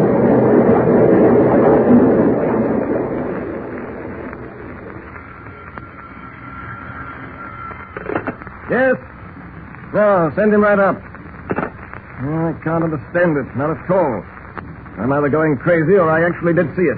As I swam away after coming to the surface, Oh, come in. I say come in. Quiet. You're the guy that telephoned for somebody half hour ago. That's right. And you? Sleepy Sam, they call me. Oh, happy to meet you, Sleepy. Pull up that chair and sit down. Don't mind a chair. I'll just lay right down here on this couch if you don't mind. I feel kind of tired. Looking at you, I'm beginning to wonder whether you're as dangerous as they tell me you are. I'm the #1 torpedo in this town. Torpedo? I don't think I understand. Torpedo, that's another word for trigger man, a guy what bumps people off the dope. Anything you want done, I do it. Look right. And I didn't make a mistake in calling you. Try me and see. If you don't mind, I'm going to close my eyes. You just go ahead and talk. I'll be listening. Very well. About 3 hours ago, I was driving across the South River Bridge with a man named Tumbleweed Jones. Do you hear me? Yeah. I was taking him somewhere he didn't want to go. Well, to be brief, he forced the car off the bridge and into the river. As the car fell through space, I opened the door of the driver's seat and jumped out. I managed to swim ashore despite the... Devil take you, are you listening? Sure. When I snore, it shows I'm interested. Go ahead, keep talking. Well, I swam ashore despite the treacherous currents, and when I got there, I waited to see if Tumbleweed Jones would come to the surface. You hear me? And did he? Yes, he did. But in rather a strange manner. No need to go into that. I got to know all the facts. You wouldn't believe me if I told you. Talk, brother. Well, as I swam toward shore, I looked over my shoulder and saw what I took to be a man flying through the air. When I looked again, he was gone. But as I reached the shore, I saw this same thing, this man, come to the surface and go right on up into the air. He had another man in his arms. I'm sure that man was Tumbleweed Jones. And I am sure you're not. No, I told you wouldn't believe me. Hey, what are you trying to do? Give me a fancy fairy tale? Malarkey. Now, listen. If Tumbleweed Jones is still alive, I've got to get my hands on him. Why? I can't tell you that. You gotta know all the facts. It isn't necessary for you to know why I want Tumbleweed. All you've got to do is get him and bring him here. You'll be well paid. How much? What's your price? Half a G, $500. 500? You're out of your mind. Okay. Good night, brother. I'm going home to bed. Now, wait a minute. I'll give you 300. I'm awful sleepy. Good night. Let me know if you change your mind. Now, hold on here. You guarantee to get this Tumbleweed person and bring him to me? If I don't deliver the goods, you don't pay a cent. Very well. It's a deal. You deliver Tumbleweed Jones to me here, and you'll get your 500. Okay. Now, kind of give me a line on this guy. Tell me some places where I may be able to find him. Feel any better, Tumbleweed? Don't you worry none about me, kid. I'll be all right. But I still don't understand how I got out of that car under the river and onto dry land again. Unless it was that Superman fella or something. Gee, do you really think so, Tumbleweed? You know how else it could be, Jimmy. Oh, stop talking nonsense, you two. Here, Tumbleweed. I'm going to pour some more hot water into this basin. And be sure you keep your feet in it. Hey, hold Tommy for ornery cayuse, kid. You're just about burning the feet off of me. Well, the doctor said to take care of you. Doctor, the doctor. Horse doctor, I called him. Why, he wouldn't even remove that bullet from my leg. Said there wasn't no hurry, and he didn't want to probe for it without I was on a hospital operating table. Well, he knew what he was doing, Tumbleweed. Well, if he did, Kent, he's the only man I've met since coming to Metropolis that didn't know what he was doing. Kent, I never did see such an amount of fuss and trouble since meeting up with you. You just seem to have a natural affinity for trouble. Well, Mr. Kent and me are reporters, you know, Tumbleweed. And reporters sure can get into trouble. You got something there, Laughing Squirrel. Now, you take this here. It's a... Yes, I got in it tonight. Now, what in the world did that fellow want with me? Well, that's hard to say, Tumbleweed, but I've got a feeling that his reason is somehow mixed up with this mystery about Sidney Rycroft and the sacred Black Pearl of Osiris. Sacred Black Pearl of Osiris. Gosh, that sounds exciting, Mr. Kent. And what's even more exciting is that story you told us about the hotel room disappearing and everything. That hotel room hasn't disappeared, Jimmy. It was merely change, that's all. What do you mean? Well, look at it this way. I go to see Miss Sidney Rycroft, the British explorer, at the hotel where I know she's staying. I know she's staying there because I've been to see her there 2 or 3 times. The hotel clerk tells me no one has ever occupied the room she's been staying in. I go up to the room and discover that it's nothing but a place for storing cleaning materials, brooms and carpet sweepers and all the rest of it. Amazing. No, not at all, Tumbleweed. It just proves that someone changed that room, took the furniture out and put those cleaning things in, and very probably bribed the hotel clerk to invent a story for my benefit. Why would anyone go to all that trouble? Well, Jimmy, I think the answer to that is simple, too. Now, look. Several days ago, we met Miss Rycroft for the first time, and we went to the theater with her. To see the Great Gambini. Sure. Right. And when the Great Gambini made her vanish and then didn't make her reappear again, we went backstage to find out what had happened. Sure. You found out the theater hadn't been used in years. That there hadn't even been a performance there that night. But what's all this leading up to? Yeah, that's what I'd like to know, Mr. Kent. Well, Tumbleweed and Jimmy, it all comes to this. Someone is trying to convince us that Miss Sidney Rycroft doesn't exist. She doesn't exist? But why? Well, that's something we've got to find out. Just how, I don't know. But now, gentlemen, I'm going to leave you. Editor White wants to see me down at the Daily Planet. Now, Jim, you be sure to keep Tumbleweed bundled up. Oh, shucks, Kent. I ain't no child. I won't. Right. I just don't want to take any chances, Tumbleweed. All right. I'll see you two later. Go on. Goodbye. No, I just can't understand it, Jim. I reckon Hal Kent's right. I reckon there is someone trying to make us believe Miss Rycroft doesn't exist. But I sure can't see why. I can't either. And there's that Superman fella. I bet everything I own it was him that saved me from that automobile. Ted says he found me laying outside the door here, half drowned and... Who are you? Don't move, fellas. What, Tommy? How'd you get in here? Fire escape. You're Tumbleweed Jones, ain't you? That's right, but put down that gun. Shut up. You kid, get in that closet over there. No, wait a minute. Yeah, put down that gun and listen to me. Shut up, I tell you, I'll pull his trigger. Now, go on, kid. Get in that closet. You'll be okay there till that guy Kent comes back. Tumbleweed, what do I do? You better do like the man says, Laughing Squirrel. His trigger finger looks awful itchy. Okay. That's right, kid. Get in there. Listen, you wait. Now, don't look so worried, mister. He'll be all right. Yeah? He's got enough air. He'll be plenty comfortable in there. Plus, Daddy won't get in my hair, see? Now, all we got to do is worry about you. What do you mean, stranger? I mean, get your feet out of that basin of hot water, put some clothes on, let's get going. I'm getting kind of tired of all this moving around. Just seems like nobody will give me a minute's rest. Where do you want to take me? And why? You'll find out. Now, come on. The quicker we get this done, the quicker I get home to bed. Get your clothes on, let's get started. Now, look here, fella. I don't like it. Gosh, I don't like it either. What is the meaning of this sudden interest in Tumbleweed Jones? Why is the mysterious stranger so anxious to get hold of our cowboy friend? And with Superman disguised as Clark Kent on his way to the office of the Daily Planet, how will he save Tumbleweed this time? Be sure to hear the next thrilling episode of our mystery story with Superman. And remember, tune in the next thrilling installment of the transcription feature, Superman. Up in the sky, look! It's a plane! It's a plane! It's Superman!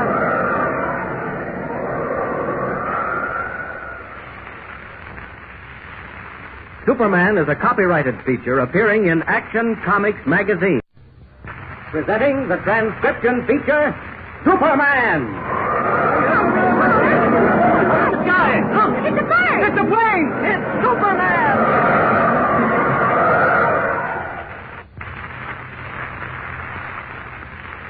And now, Superman, strange visitor from the planet Krypton, who came to Earth with physical powers far beyond those of mortal men, and who fights a never-ending battle against crime and injustice, disguised as Clark Kent, mild-mannered reporter for a great metropolitan daily. Clark Kent and Jimmy Olsen are now deep in a baffling mystery which centers about the sacred black pearl of Osiris, an Egyptian god. Now, with the mystery thickening, it appears that even Tumbleweed Jones, Jimmy's cowboy friend, is involved, for an unknown stranger is on his trail. As our last episode ended, Tumbleweed and Jimmy were talking together in Clark Kent's apartment when a gangster named Sleepy entered, locked Jimmy in a closet, and then ordered Tumbleweed to come with him. Our scene is now Kent's apartment a few moments later. Listen. sure that kid's going to be all right in that dark closet? We got nothing to worry about, Mr. Jones. The kid will be plenty okay. He's comfortable. He's got plenty of air. Now, come on, get them shoes on, and let's go. Where are you taking me? You'll find out. Well, then, why are you taking me? For $500. Man, you mean to say somebody's paying you $500 to corral me like this and take me to him? That's right. Well, I sure can't blame you. For $500, I'd be happy to go and see him myself. But now, by jingle, that beats everything holler. What does? Why, anyone in his rotten mind would pay all that money just to get his hands on me. What have I got that he wants? Just from looking at you, I wouldn't know, pal. Come on, get those shoes on. I'm tired. I want to go home to bed. Now, just take it easy, friend. My feet's all swole up from keeping them in that there basin of hot water. Besides that, I got a bullet wound in my leg. You have? That's news to me, pal. How'd you get it? Oh, there was some Egyptian fella trying to get rough with a gal named Sidney Rycroft. She's an English explorer. Seems as how this here Egyptian fella calls himself Homie. Huh? Now, ain't that a peculiar name? Sure is, Homie. Them Egyptians. Yeah. Well, this here Egyptian fella thought she had the black pearl of Osiris, or Osiris, or whatever it is. Sure I am. What's that? I said sure I am. Sure you are what? Serious. Oh, no. You got it wrong. I said this here Egyptian fella thought the girl was in possession of the sacred black pearl of Osiris. Oh, excuse me, I was yawning at the time. I didn't hear you plain. Go on. Well, then, pay attention. Well, just as I arrived on the scene, the gal had held up the Egyptian with a gun. But he got the gun away from her and shot me with it. The Egyptian fella shot you with the dame's gun, huh? That's right. That's how come I got a bullet in my leg. Right here down minute. Very interesting. You got your shoes on? Yep. Reckon how I'm ready to go with it. And I suggest we get started. And I suggest you stay. What in tarnation? Oh, the world is... Gentlemen, I have you both covered. So, drop your gun. Oh, wait a minute, pal. Drop it. I should argue. Hey, hold on here. I recognize you, mister. You're the guy that shot me in the leg. Your name's Homie. I compliment you on your memory, Effendi. How'd you get here? How'd you get out of that room where Superman locked you up? Your amazing friend, Superman, as you call him, neglected to search my men and myself. We were able to pick the lock on the door of that room and make our escape. As to how I got here, most probably by the same method employed by this gangster, through the fire escape. Now, look, pal, But it was... I will do all the talking necessary. Right. You, Mr. Tumbleweed Jones, you are coming with me.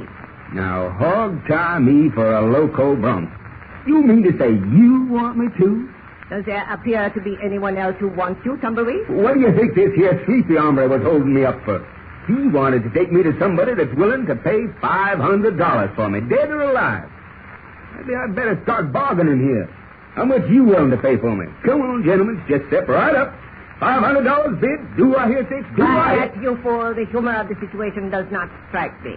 I am not interested in what business others may have with you. I only know that you are coming with me, and that you are coming now. I ain't so sure about that. Let me remind you that I, too, can use you, dead or alive. Now I'm sure. I reckon it's how I better go. Now, if you just give me time to get my head and coat ready.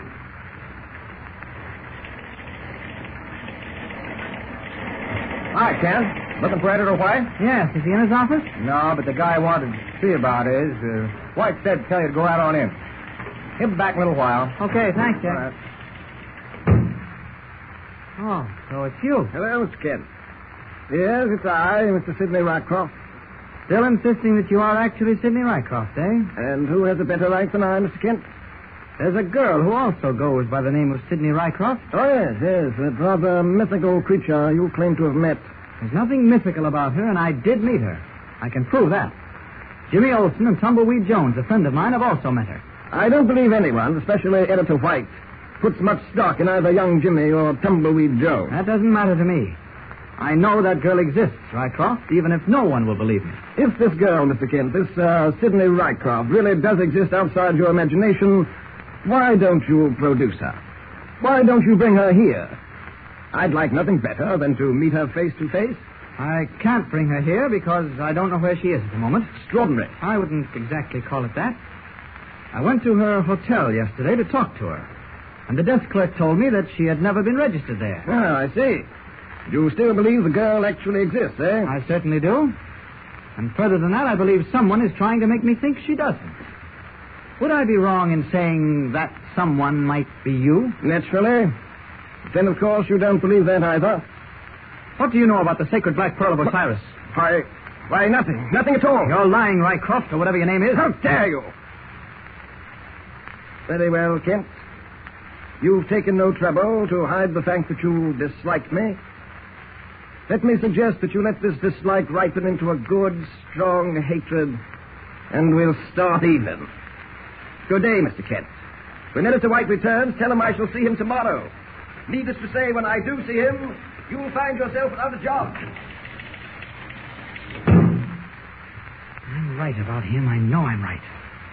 He's no more Sidney Rycroft than I am. It's the girl's story, I believe. The girl. Got to find out what's happened to her. Where she's vanished to. Clark Kent speaking. Oh, hello, Chief. Yes, I've been waiting for you here. You'll be a little while longer, eh? All right. But, what's that? Oh, no, he decided to go along. He said he couldn't wait. Well, he said he'd be in to see you in the morning. He's got something of importance to tell you. Yeah. Okay, Chief. I guess I'll be here when you get back, yes. All right, so long. I wish I could figure this thing out. There'll be so many questions to be answered. Which of these two, the girl or the man, is really Sidney Rycroft? Who's actually got the sacred black pearl of Osiris? Who's trying to get hold of Tumbleweed and why? And what... Kent, there's a cablegram for you. Just came in over the wires. Cablegram? Yeah, from London. Okay, thanks, Jack. Don't mention it. Cablegram from London? This must be an answer to my cable to the Explorers Club in London. Let's see now. There we are. Reply your cable. Your question most unusual. Sidney Rycroft is a woman, of course. I was right. I knew I was right. The girl is Sidney Rycroft. And the man who just left here is an imposter. Well, now we're beginning to get somewhere. Now I'll really be able to think that. So at last the question of Sidney Rycroft's identity is answered. Clark Kent knows now that the British explorer is really a woman. Meanwhile, back at Kent's apartment, Tumbleweed Jones, at the point of a gun, prepares to leave with the Egyptian named Humi. Listen. Well, now, I reckon it's how I'm ready to go along with you, Mr. Humi. Excellent, Effendi. I admire you for your reasonable attitude in this matter. Brother, when you got a gun pointing at you, you gotta be reasonable. Well, I guess we better get going. Wait, before we go, I must be sure our gangster friend does not follow. Hey, you. What do you want? You will do me the favor to step into that closet. I will lock the door on you. Effendi Jones and myself will be far from this place by the time you escape. Wait a minute. There's a boy in that closet. A boy? Yep. This guy here, what held me up the first time, had kind of the same idea. He put young Jimmy Olsen in that closet just to keep him safe till we got away. I see. Well, in that case, we will lock him in this other closet. You, Tumbleweed, you open the closet door and put him inside. That'll be kind of a pleasure. All right, you, just step in here. I'll be happy to. I can curl up and take a nap till somebody lets me out. That's okay with me. In you go. Suffering coyotes.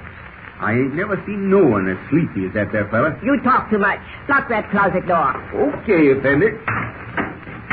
Now, you just let me turn out these lights in here. I reckon that's how we'll be ready to depart. Never mind the lights. Listen to me.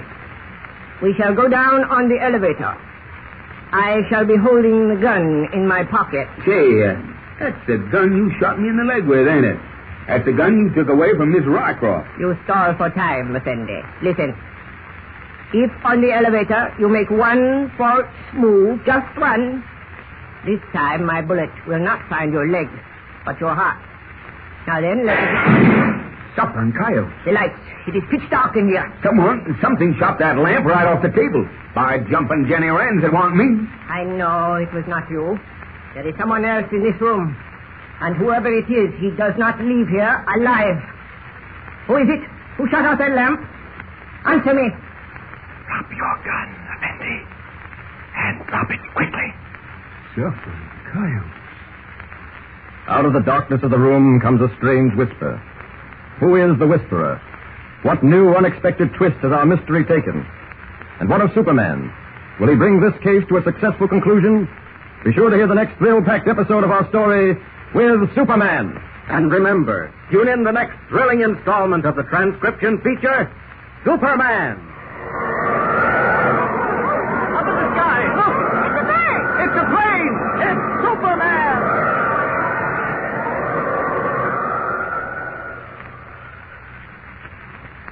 Superman is a copyrighted feature appearing in Action Comics magazine.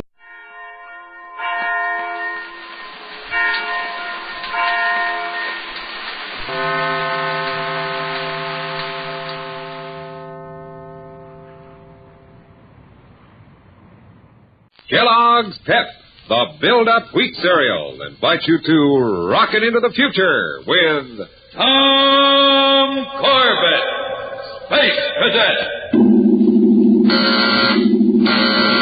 Stand by to raise shift. Blast off. -5, 4, 3, 2, 1, 0. As roaring rockets blast off to distant planets and far-flung stars, we take you to the age of the conquest of space with Tom Corbett, Space Cadet.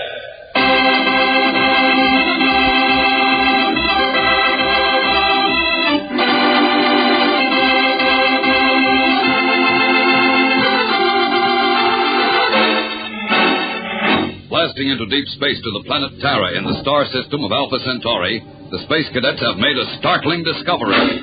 A satellite of Terra that is composed of 3/4 solid copper. Now, as the converted space freighter Annie Jones rests on the precious moon, Tom, Roger, and Astro wait with rising excitement for their commanding officer, Major Connell, to brief them on the most gigantic project ever attempted by man, transporting an entire satellite from one star system to another. Major Connell's been in contact with Space Academy for the past 4 days, Tom, talking with every big-shot astrophysicist they have. Yeah, I know, Roger. Finding this copper satellite is one of the big discoveries of space. Yeah, I wonder what a thing like this is worth, Tom. Well, I don't know, Astro, but it was enough to make Thurston and Lewis almost commit murder to keep the discovery to themselves. They should have known Major Connell wouldn't let man nor beast take over his ship. You're blasted right, Manning, and I won't allow a space-brained cadet to neglect a prisoner in my custody. Who's on prisoner to tail this watch? Well, I am, sir. I might have known. Cadet Manning. One of the first things an officer of the Solar Guard learns is to take care of the needs of his men and his prisoners before himself. Did you know that? Yes, sir. I was just going to... Then get below and see that Thurston has his rations. And to make sure that you remember in the future, give him yours. Give him mine? Yes, Manning, yours. Maybe you'll think better on an empty stomach. Yes, sir. And all of you report to me on the control deck in 10 minutes for briefing. That's all. Blast that character anyhow. Doesn't he ever give a guy a break? You're lucky he didn't give you 10 demerits, Roger. But now I have to go without a meal. Oh, that's all right, Roger, old boy. You can live off the fat of your head.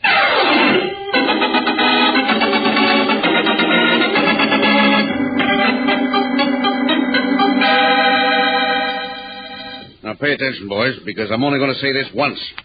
As you know, the Solar Alliance copper supplies are so low that the discovery of this satellite is of utmost importance.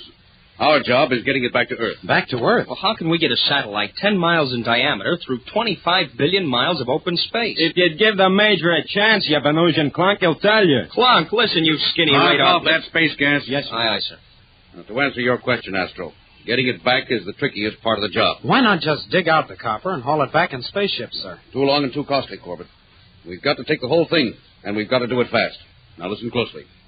This satellite, which I've named Terra Junior, is a captive of Terra, just as our moon is a captive of Earth.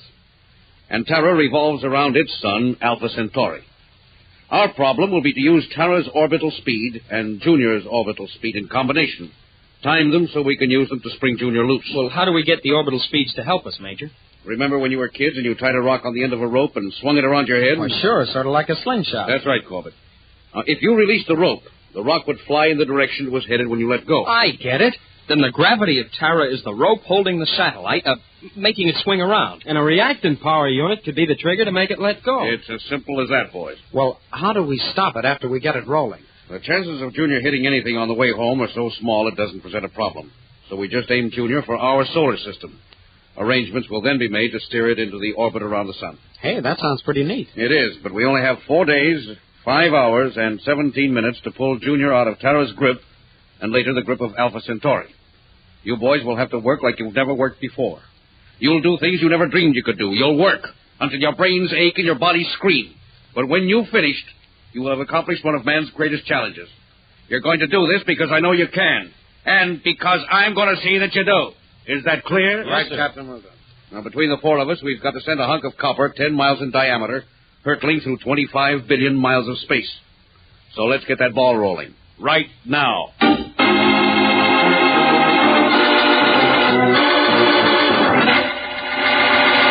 We'll return to the exciting adventures of Tom Corbett, Space Cadet, in just a moment.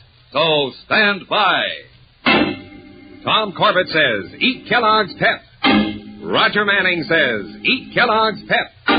Astro says, eat Kellogg's Pep. Yes, all the Space Cadets are passing the good word along to you. Eat Pep and taste that swell whole wheat and malt flavor. Eat Pep and get those essential vitamins B1 and D. Eat the cereal that gives you build-up food values for strong bones and tough muscles. Here's Astro to tell you in a special interview just why Kellogg's Pep is so important to the Space Cadets. Spaceman, when Reveille sounds at Space Academy, things start happening mighty fast. The cadets are on the go every minute right up till taps. Plenty of Kellogg's Pep first thing in the morning helps give us the food power we need to travel at full space speed. Now, those vitamins are important, too. But most of all, that swell flavor is so downright good, it's just a plain pleasure to eat every bowl full of Kellogg's Pep. Right, Astro. And every smart spaceman will take your tip about tomorrow morning. We'll all start our day the spaceman's way with a man-sized bowl full of Kellogg's Pep. P-E-P. Pep.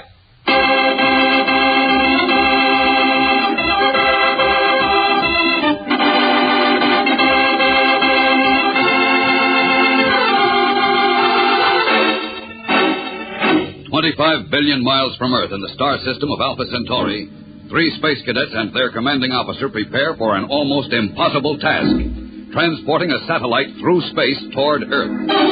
Now, as Major Blastoff Connell roars, cajoles, and pleads with his young spacemen, they assemble the massive information necessary for the big push through space. I tried building that lead baffle for the uranium 5 times already, sir. I'm having trouble getting the amount of reactant power we need in a unit that small. Maybe you're trying to make it too small, Astro. Remember, this unit has but one job, to start the reaction.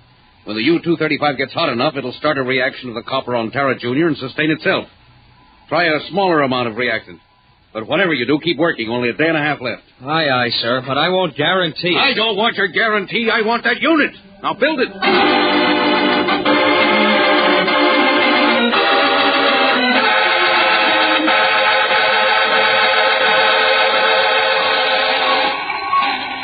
There you are, Skipper. All set. An electronic fuse that'll set off the reactant mass for initial escape velocity. And it's delivered a day ahead of time. Good work, Manning. Excellent. It's nothing, Skipper. Now I want to see how smart you really are. Huh? I want a communications unit we can plant on Tara Jr. that'll send out a constant signal as long as it's in transit back to Earth. In one day? Impossible, Skipper. Cadet Manning, I didn't ask for your opinion. I asked for a signal unit. But one day, sir, I can't. I know I can't. Roger. Now, look, did I ever tell you that I think you have one of the finest brains for electronics I've ever known? Thank you, sir. And come to think of it, I might be able to duplicate that new transmitter and then use some of that stuff Astro's got for power. That's more like it. Get to it.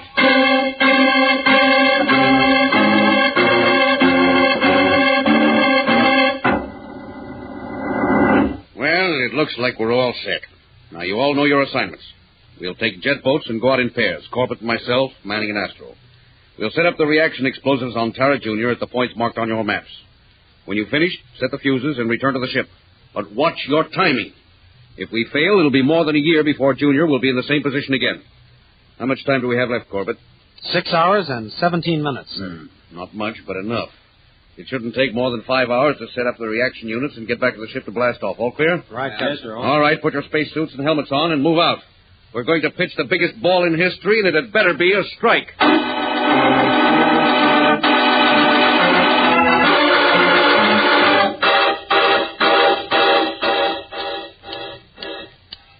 Give me the fuses, Roger. The reactor's all set. Here, Astro. Don't forget to set it for maximum time. 2 hours and 15 minutes. Hey, you're wrong, Roger. It's 3 hours and 15 minutes. Listen, you 8-by-filter thing. I'm telling you, it's 2 hours and 15 minutes. But, Roger, 2 hours. Okay, you ought to know. You made the fuses, but I still think you're wrong.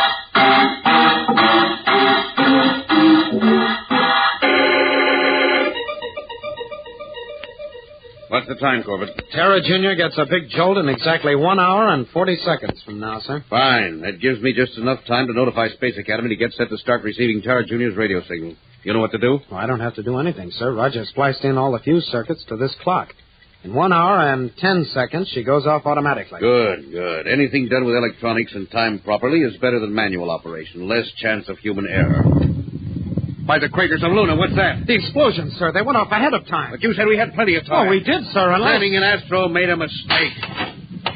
We got it on the button, Astro, right on time. This baby's a perfect strike all the way home. Manning, what time did you set the fuses for? Why, 16 hours and 53 minutes, sir. Is there something wrong? Yes, Manning, everything's wrong. You set the fuses an hour too soon. It should have been 17 hours, 53 minutes. But That's all right, Roger. We've all been working hard, and one little mistake is bound to show up in an operation like this. It's all my fault. I should have checked those fuses myself. Well, does an hour too soon make much difference? A lot of difference, Astro. But how, sir? It's like this, Corbett. I thought we had the explosions timed, so at the proper moment we'd pull Junior out of his orbit and send him into space. But by being an hour too soon, we send it into the sun instead. But there must be something we can do to correct it, sir. Not a thing, Corbett. Instead of supplying the Solar Alliance with copper, in another week, Terra Jr. will be hardly more than a molten piece of space junk. Stand by to blast off. We're heading home. This mission's a failure.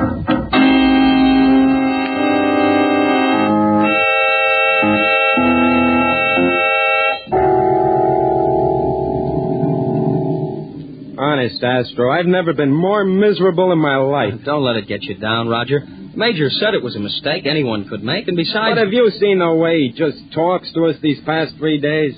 No yelling or blasting our ears off, no demerits, nothing. He just stays in his quarters. Yeah, I know what you mean. I'd rather have him blowing his jets than the way he is now. Tom must feel pretty rotten, too. I haven't seen much of him either. Yeah, he's doing nothing but working. I don't think he's slept since we left. That's all my fault. I'm nothing but a big mouth with an asteroid for a head. Hey, where are you going? I almost forgot. I got to give our prisoner a meal. The way I feel now, I'd like to shove it down his throat.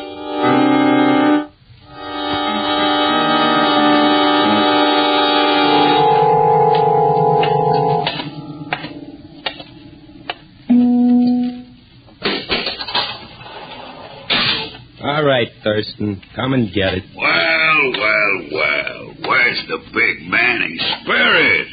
Kind of got you boys down since that loudmouth Connell failed on your little mission, huh? Listen, you space crawler, one more word and I'll come in there and pound that head of yours in a space I trap. wish you'd try it, you little squirt. I'd break you in two.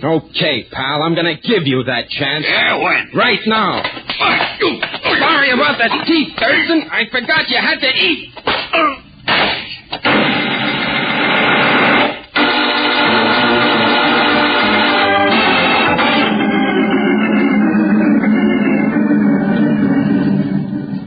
It's a beautiful job of calculation, Corbett, but it's too risky. I've already talked to Roger and Astro, sir, and we'd like to volunteer to try it. That's right, sir. I'd like another chance at Tara Jr. Oh, you would, huh, Manning? What happened to you? Was that a black eye you've got? No, sir. I just bumped my head on the radar scope.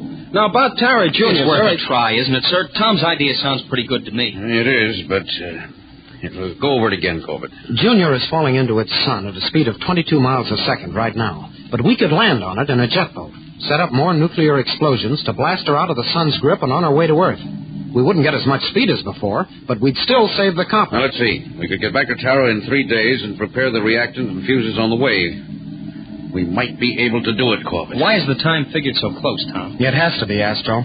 We know the pull of the sun is so much, and the power of the jet boat is so much. When the sun's pull becomes greater than the escape speed of the jet boat, well, you just keep going into the sun. It'd take at least 3 men to set up the explosions in the amount of time we have, just 2 hours. Well, one of us will have to stay behind. Hey, not me. I'm going. All right. Now, we'll draw numbers. 1, 2, 3, and 4. The man who draws number 4 stays. Well, fair enough, sir. Wait, I'll write them on some slips of paper. Okay, you pick, Astro. Number 2, I go. Roger. Number 1, I go. Tom? Number 4, I stay. That leaves me to go with Astro and Roger. But, sir, Never mind the buts. Manning, get me a course back to Tara Jr. Astro, stand by the power deck for course change. Tom, stand by the control deck. We're going back and snatch a hot copper filling right out of the Sun Star's teeth.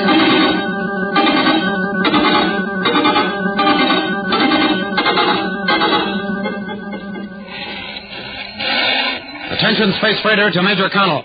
36 minutes to blast off. 36 minutes to blast off. Hello, Corbett.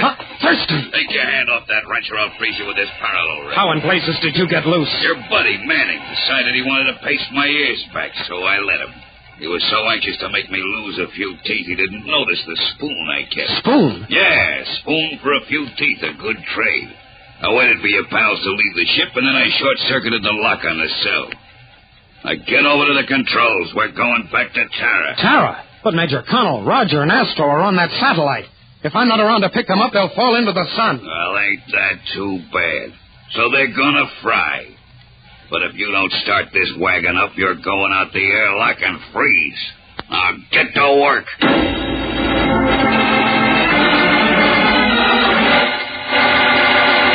We'll return to the exciting adventures of Tom Corbett, Space Cadet, in just a moment. So stand by. Say, Spaceman, how are you coming with your collection of Space Cadet picture cutouts? You know, you can get as many as 4 different Space Academy favorites, full-length pictures of Astro, Roger, Tom Corbett, and Dr. Joan Dale. These picture cutouts are swell for making Space Cadet settings. Now, just imagine one of the exciting adventures that the Space Cadets have been on. You draw a picture of it, you put the cutouts right in the setting. Well, you can even make a stage and have the picture cutouts reenact your favorite Space Cadet adventures. If you haven't got Space Cadet picture cutouts yet, you want to start your collection right away. Ask your mom to get your regular-sized package of Kellogg's Pep. Look on the back of the package, and right there, you'll see your own Space Cadet cutout. It's a full-length picture made from an actual photograph. Each cutout shows you an official Space Academy uniform, too. Cut the picture out of the box, make a little stand for it, and you're all set for a Space Cadet adventure. At the same time, you'll be all set to dish out the best-tasting wheat flakes that ever got covered with milk and sugar. Pep gives you that tasty whole wheat and malt flavor that just tops everything. And remember, there's a Space Cadet picture cutout on the back of every regular-sized package of Pep. So don't delay. Ask for the Build-Up Wheat Cereal, Kellogg's Pep. P-E-P. Pep.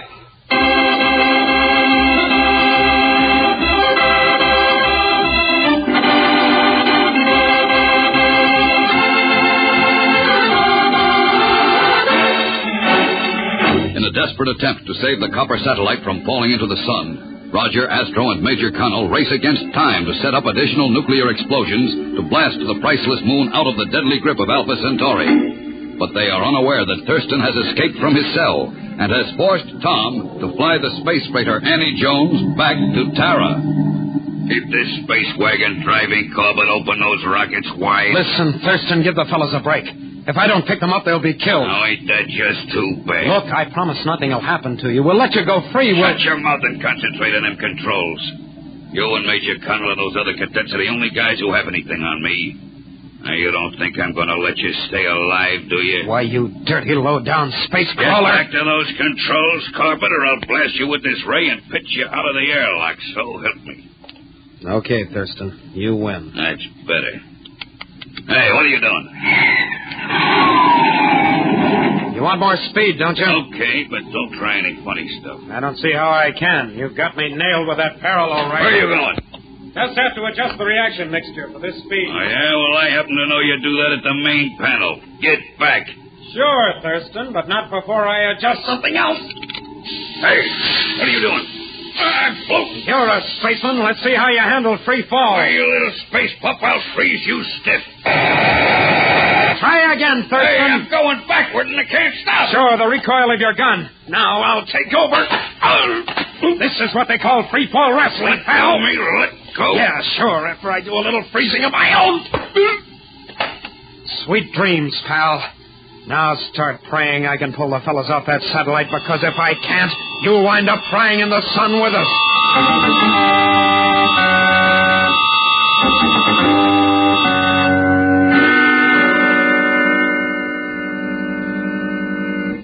one answer, boys. Thurston's escaped and taken over the ship. I can't think of any other reason Tom would abandon us like this. Guess you're right, sir. Boy, it's going to get pretty hot soon. Andy Jones to Major Connell. Come in, Major. Roger. Astro, can you hear me? Listen, sir, it's Tom. Look, there's the Annie Jones. It's headed this way. By the craters of Luna, he's coming back. Roger, Astro, someone come in. Connell to Annie Jones. Corbett, what happened? I haven't time to explain, sir. Blast off in your jet boat. I'll pick you up. No use, Tom. We've used all our power. Then stand by. I'm putting the Annie Jones on automatic and coming in for a landing. No, Corbett. There's nothing you can do. We're too far gone into the sun's pull. You'll never blast off again. I don't care if we all wind up cinders. I'm coming in.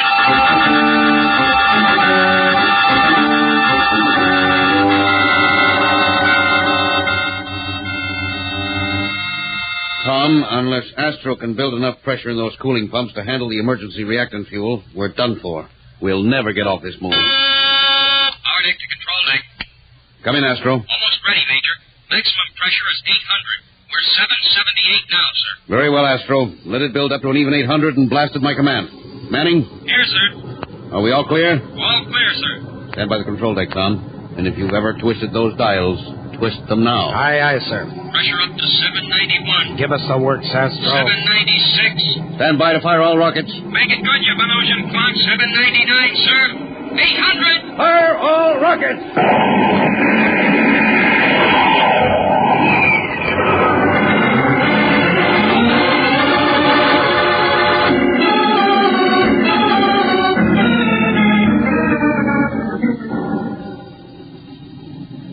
Report from power deck, sir. Acceleration normal.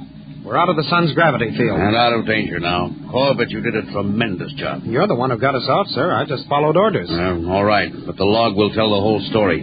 And I might add, wipe out a number of those demerits. Thank you, sir. Major Connell. Major. Yes, Manning? I just took final observations on the copper satellite. She cleared the sun and is swinging wide around the other side, heading for our own solar system. Well, looks like that's the icing on the cake, boys. Our mission is a complete success. But what do I do about that creep Thurston? Nothing. He's in the brig, isn't he? Well, not yet. I was too busy to lock him up. It's a wonder he didn't start acting up again. Oh, he did. But I quieted him down. Oh, you did, huh? Yes, sir. But I think maybe now he'd better be put in the brig. He's running out of teeth.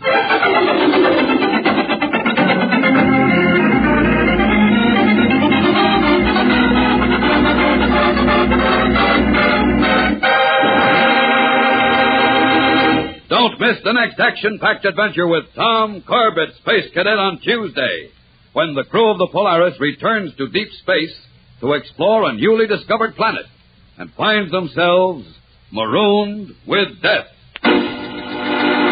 Tune in, same time, same station on Tuesday for the next thrilling interplanetary adventure with Tom Corbett, Space Cadet. Brought to you by Kellogg's Pep, the build-up wheat cereal.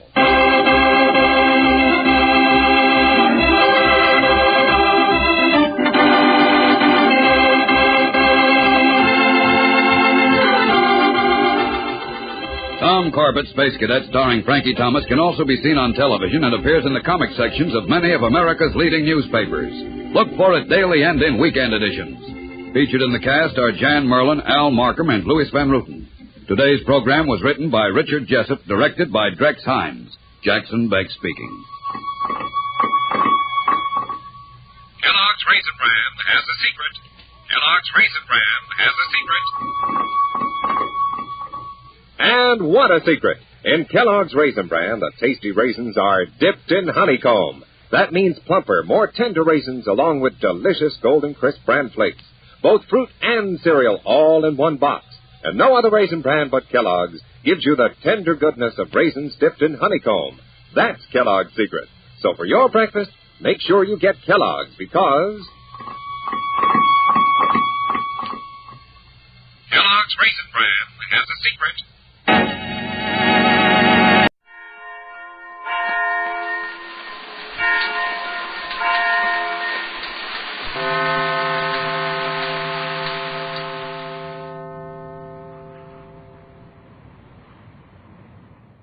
Tired of the everyday routine? Ever dream of a life of romantic adventure? Want to get away from it all? We offer you Escape. Escape, designed to free you from the four walls of today for a half hour of high adventure.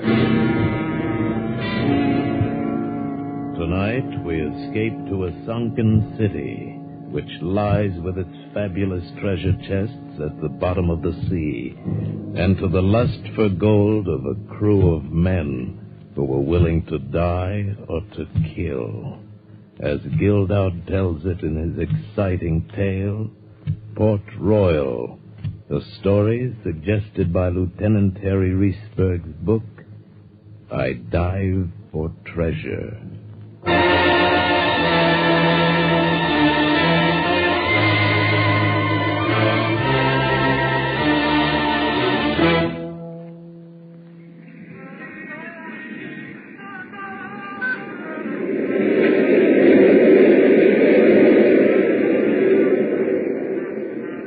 Get anything else on that radio? I happen to like that particular number. Well, like it somewheres else. I just might do that. Oh, no, Crystal, I didn't mean it. I guess I'm just jumpy tonight. Here, come on, have a drink. Of that stuff? No thanks. Well, pardon me, Lady Astorbilt. We're just fresh out of Napoleon brandy. Huh, aren't we just? Look, you got no beef coming. When I had it, you got it. The works. And when you didn't have it, you took it from me. Hucked the diamonds, sold the mink. Oh, you'll get them back. Something's got to turn up. It should be you, dead. Look, baby, don't do me no favors. The door's not locked, you know. I know. And I think I'm going to walk through it right now. Oh, no, wait a minute. It's a break for you, Danny. Now you can keep the room single rate. Where you going? I think Vinny can still find me a place in the line over at the Flamingo. You wouldn't. Just watch me. All right, go on. Kick a guy when he's down. Walk all over him. I should have known he was that kind of broad. You did. Oh, let her go, the tramp. He's like the rest of the crumb bums. When you're up, you're Danny Quinn, everybody's friend. When the horses don't run your way, you're nobody. Let her go. Hadn't always been like it was that night. And it would be different again. How soon, I wasn't sure when a fist landed on my door. A fist that was made from the hand that had jimmied some of the best windows in New York. Hey, Danny, it's Carl. It ain't locked. What's on your mind? Hi, Danny. Hey, plenty. Where's the bro? He took a powder. Permanent? Looks like. Oh, well, you're better off. Maybe. Hey, look, I picked up something pretty good tonight, I think. I'm not in the market. Oh, now, look, Danny, this don't mean a thing to you till I get through talking. Now, listen to me, will you?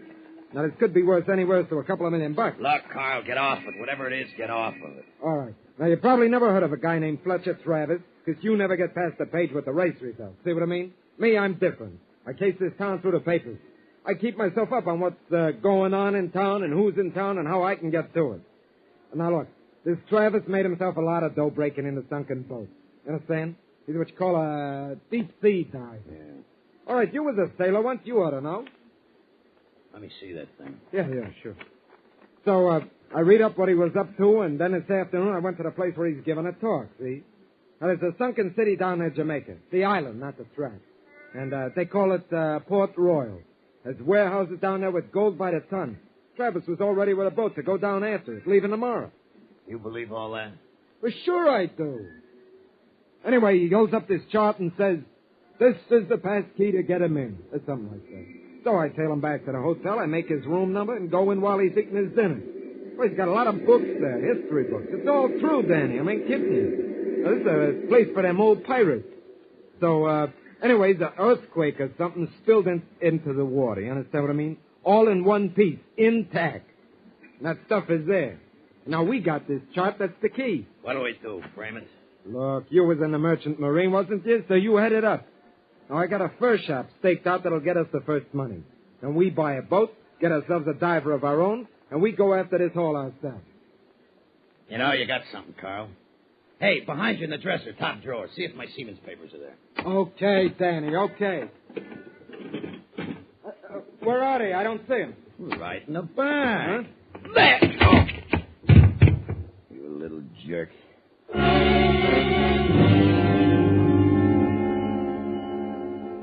There's a difference between being a gambler and a second-story man. I know what to do with that old chart if there was anything to it. Or what I would do would be legal. I left Carl to wake up by himself and read the stories about his job in the late finals. They printed enough to make me pretty sure that the dope on this sunken city, Port Royal, was on the level. Millions.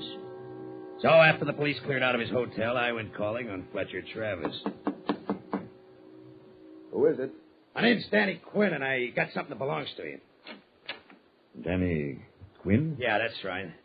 I was with some friends slumming in the Bowery. I read about you in the papers, and when I heard this guy talking about you and a chart he just stolen, well, here it is. Well, come in. Well, I can hardly believe it. Well, this chart is... Yeah. I heard from this guy. It sounded pretty important. I caught up with the guy on the way out and roughed him up a little. Well, I don't know how to thank you. This chart Wait a minute. Look, it's easy to thank me. I want to cut in on this deal. I want to go with you on the trip. You go with us? Well, sure, it's in the cards. I told you, I read about you in the papers. I was interested then. Now this happens like fate. I run into the chance to get this chart back to you. Look, I'm important to you. Very important. Well, I realize what I owe you, but salvage... Look, I got the answer to that one, too. I was in the Merchant Marine. I'm a real deep-water sailor. I can't swim.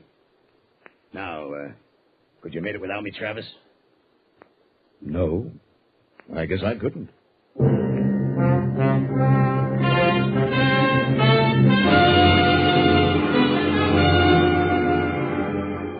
It was quite a feeling heading out into the big Atlantic swell. The rigging sang. The deck beneath me took an angle to port, and it rose and fell. For a second, my imagination took a turn. I got a picture of Danny Quinn standing on another deck, wearing earrings and a cutlass or two and a brace of pistols in his belt. Danny Quinn sailing out after a pirate's treasure.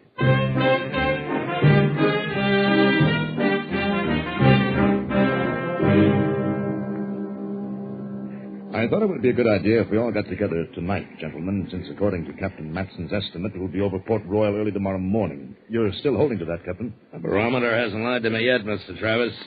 Tells me this weather's holding. That means we should drop anchor an hour or maybe two after dawn. Good. Then it's time to look at the chart that Danny recovered for us. There. The city of Port Royal, submerged. After a geodetic survey made by the British Navy, 1826. Now, look here. See the sudden jump in fathoms along this line, right here? Yeah, I see. It's shallow here and deeper here. Yeah, that's right. It's a fault line that buckled when the city was destroyed by earthquake. This section sank and this section lifted. Now, see here? A point of reef, rock or coral that shows awash during low water. Yeah. Well, I've oriented this chart with the old maps of Port Royal before its destruction.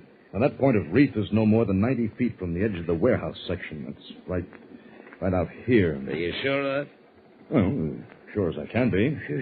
What made me pick that night to go to the Bowery? You couldn't ask for a better landmark. Well, no, it's more than a landmark, Captain. It's a mooring.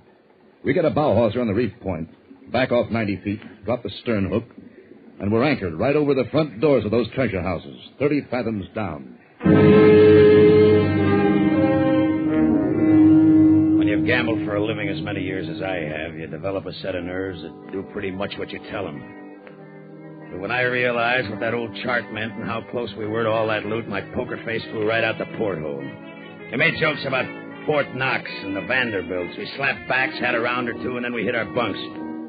But I'll lay you 10-1 that all of us did our dreaming wide awake. I know I didn't.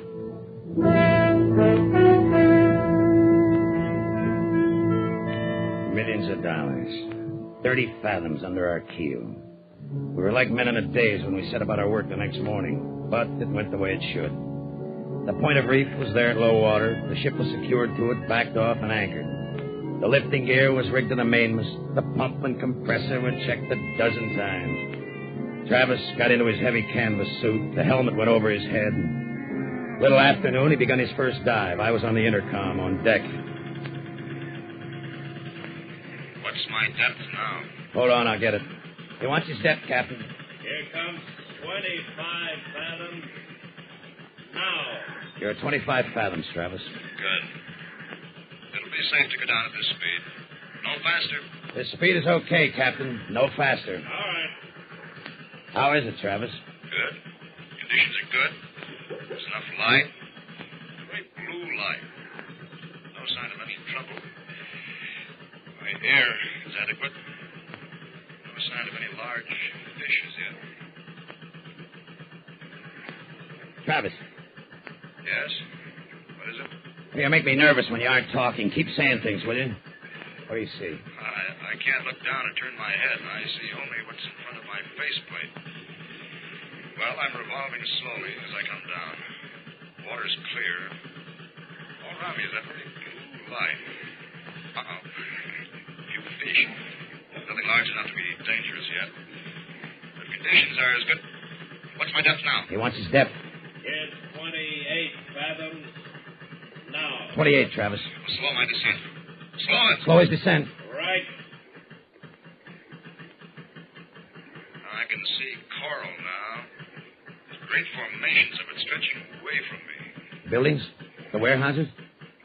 Yes. Yes, buildings. Roofs. Windows. There's a street. Yeah. Must be a street in front of me. There's storehouses. He's hit it. Storehouses. We've hit it. Do you hear that, mate? Hey, I hear it. We've hit it. On the bottom. On the bottom. All right. It's sand. It's good footing. I'm moving forward. I'll need plenty of slack in both my lines. He needs slack. He's getting it. The winch is rolling. No trouble yet. Moving toward the nearest one. It's encrusted with coral. It's a building. Big one. There's a wide opening. That lets enough light in. There, it's a storehouse. I need the loading platform. He wants a loading platform. What? The loading platform, you jerk!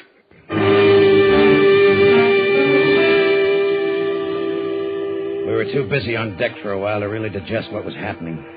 Even after the loading platform broke through the surface and we saw the single rotting chest on it, it was too much like a scene in a B movie to believe. Then we pried it open. Lying in rows were small leather bags covered with a slimy coral crust. We took one out. It crumbled, and from it maybe 50 metal coins spilled onto the deck. They were dirty brown, but when they were scratched, bright, clean gold showed through.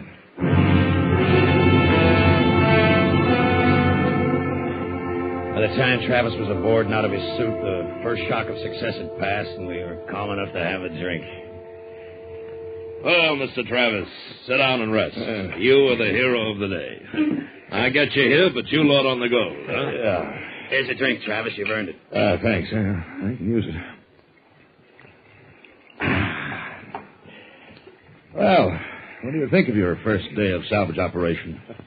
Brother, I've won some pots in my day, but when those coins rolled out, that topped everything. I think we're off to a good start. How many more chests are down there? Oh, I don't know yet. I only moved 10 or 15 feet into the building. I saw 3 or 4 more. Yeah. What do you think they bring back in the States? Well, if they're all like this one, $35,000, $40,000 apiece. Yeah, we've hit it all right. How many trips down can you make? In this weather, 2 in the morning, 2 in the afternoon. That gives me about, 12 minutes on the bottom each descent. 35 or 40,000 a dive. Hey, that's going to add up. Now, don't spend it yet, Danny. It may turn into more than just going down and coming up. Things can happen down there. This is the first time I've worked buildings, and I know that sunken hulls can lie there for a couple of 3 centuries without moving, even in the current. But let a diver put his foot in the wrong plank and something on the other end of the ship gives way. You never know. So let's count what we got today and see if our luck holds tomorrow.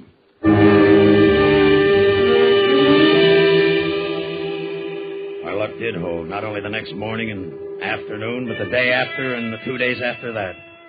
1 chest per dive, 4 dives per day. An average of $140,000 worth of loot a day came off the bottom. We had $560,000 in the hold.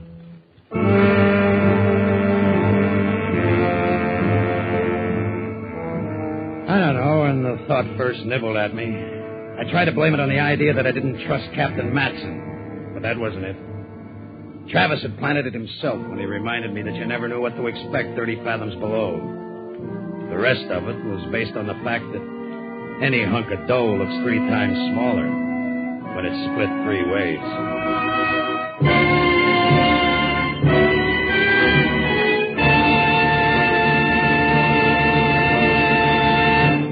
In just a moment, we will return you to the second act of Escape. But first, this Saturday night, CBS's Gangbusters program brings you the case of the boiled booster. Not rooster, booster. The case of the boiled booster. And since Gangbusters does only authentic police cases, who are we to question the title? Well, somebody did ask a question, and it's a case straight out of the New York City police files. And a house gets lost, among other things. Gangbusters is heard every Saturday on most of these same CBS stations. So be listening for the case of the boiled booster this Saturday. And now we return you to Escape.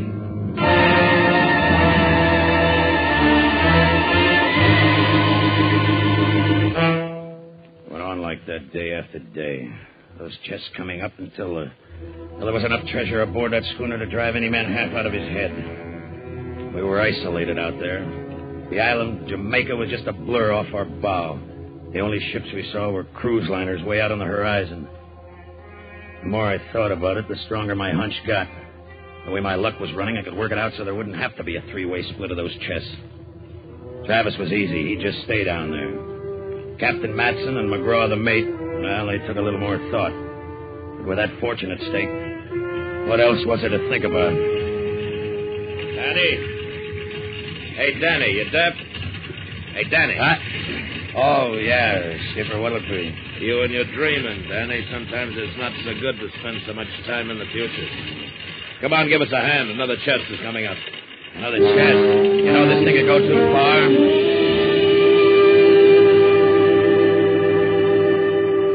Well, another day, another $140,000.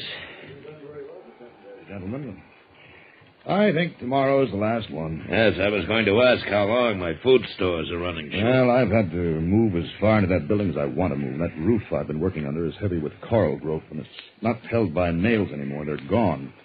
It's held by balance, and I don't want to upset it. I don't blame you, Travis. Tell me, what do you say we got in the hold now? Well over 900,000. There haven't been many salvage operations that have topped that. Over 300,000 apiece, huh? Yeah, those are good wages. Why bother with another dive? Hey, Skipper, don't get so rich that you turn up your nose at a few $100,000. Travis wants to give it another try. More power to him. That's up to him. Well, to be honest with you, I've had enough of it. I'm going to be dreaming about those sagging walls and that blue light for weeks to come, and I hate to push my luck too far. Well, I'll make one more descent in the morning, and then I think we should start back. I think so, too. Danny? Well, you're the boss, Travis. That's good enough for me.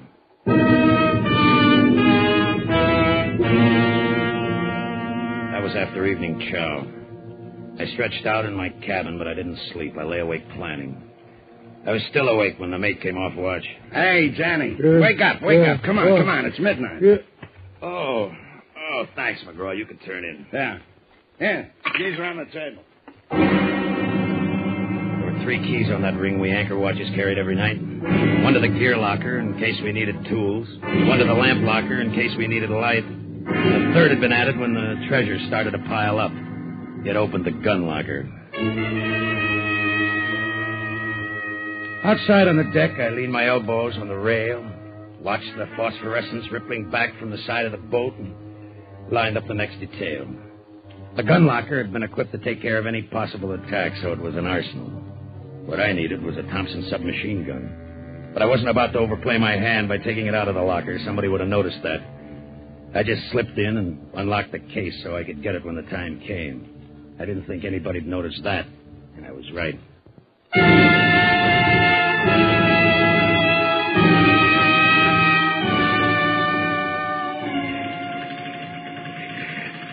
What's my depth now, Danny? Hold on. He wants his depth, Skipper. Here's 19 fathoms. Now. 19, Travis. Hey, look, my air isn't adequate for the speed of my descent. Tell him to slow me down or increase my air pressure. Check. He says slow him down or give him some more air pressure, Skipper. We'll slow him down. You're slowing down, Travis. Thanks, Danny. I guess everybody topside is in as big a hurry as I am to get away from this place. Yeah, I guess so. You know, as long as I've been diving, I've never been able to control my imagination. I've after so many descents, I always start telling myself, Travis, that should be the last one. You've had no trouble. From now on, the law of averages working against you. Yeah, I can see what you mean. Yeah, the more easy descents I make, the less I want to make the next one. Yeah, my air is adequate now. I'm getting plenty. I had a crazy flash thought that Travis knew what I was up to and had something up his sleeve. But I got rid of it. He couldn't have known. If he had, he wouldn't have gone down. Hardly heard him talking. With him submerged, it was time for me to get into action. It was 5 steps to the door that would take me to the gun locker. With the Thompson, I'd force Matson, the rest of the fellas into their cabins. Then the chest would go to the lifeboat. On the stern anchor line we cut, the ship pulled into that reef point it was moored to, and the coral would rip the bottom out of it. The only thing left would be the lifeboat full of loot, with me in it. I didn't see how any court any place could prove it wasn't an accident. I took the intercom set off my head. Matson and the mate had their heads together near the winch. Danny, where you going? In to get a drink of water. Don't do it, Danny. Stay where you are. Hey, what the devil's the matter with you? What's a gun for? I haven't done anything. The gun is so you won't do anything. McGraw! That's it. Cut the winch. Time to move. Get below and open the valves. I'll take care of Danny. Oh, no, you won't. Danny! Come out on deck, Danny. Make it easy. You play along, maybe you'll get out of this. You coming out, Danny? What's the game? The partnership was too big, Danny. I told you you'd dream too much. What? You and McGraw? Make it easy, Danny. Come on out or you go down with the ship anyway. Come on, maybe we deal you in. All right, Skipper. I'll play along with you. That's right, Danny. Use your head. Sure. That's what I'm doing. That's what I'm doing! My head! Losing my head! I want to talk to you. Where are you, McGraw? I'm behind cover. Now listen to me. I want you to know that this was none of my idea. The captain made the plan and forced me into it. Now he's gone. I'll side in with you and Travis. Sure. Fortune like this has driven guys crazy before, but let you and me hang on to our senses. All the valves are open below decks. The ship's going down. Let's get the treasure into the lifeboat while we got time. All right, McGraw. Let me hear you toss your gun on the deck, and I'll know you're leveling with me. Sure, Danny. There it is. I'm in the main passageway. Come on. I swear I'm telling you the truth, Danny. He forced me into this. But you and Trap. Danny! Now, don't! I got plans of my own for this stuff, McGraw, and you aren't in them. Nobody is. Danny!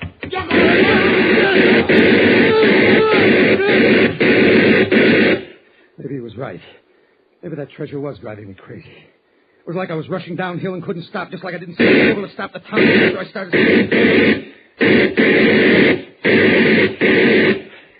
After McGraw was gone, I went over to the main hold and tore the canvas off the hatch. I could hear the water rushing through the valves he'd opened, and it was telling me I'd have to hurry if I wanted to get those chests. I went over to the lifeboat hanging in its davits. No!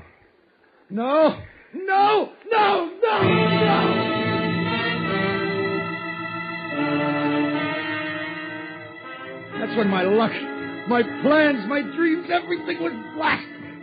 The lifeboat. It was ripped and useless. I'd gone crazy with that submachine gun. It was peppered with bullet holes. One blasted. Cut out one of the lines. It had crashed to the deck and smashed the bow. It wouldn't have stayed afloat empty. $900,000 aboard, and there was no way to save it. The schooner had already started a list. I had to think of saving myself. Travis, are you all right? I'm all right. There's been trouble up here. Yes, I know. Matson and McGraw tried to pirate the treasure. I managed to stop them. But they've scuttled the ship. He's taking water? Yeah, how fast can you come up? You've been down there a little over 20 minutes. Raise me at regular speed, then. Never mind tending my lines. Get the winch moving, and then get below.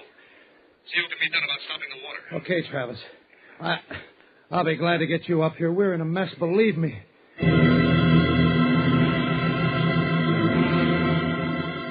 I did what he told me. I went below. But it didn't take long to see there was nothing to do down there the way the water was pouring in. I spent my time working out a story for Travis that would save my hide and give me another chance at that treasure. It took 30 minutes to get him aboard and out of his suit.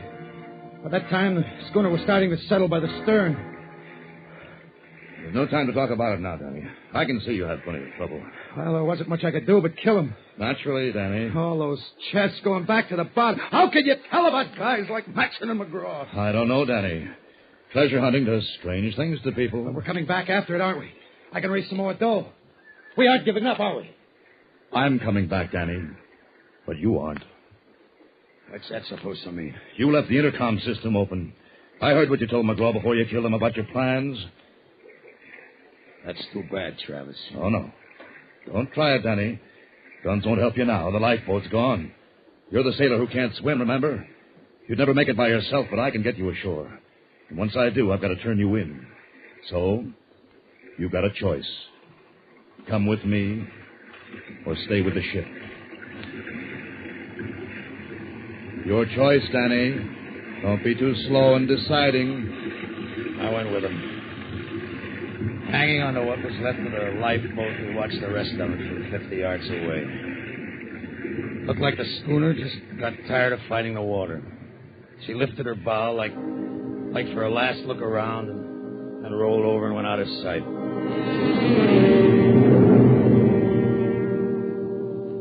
$900,000. But that wasn't the only fortune that was sinking. Danny Quinn's was on the way down, too.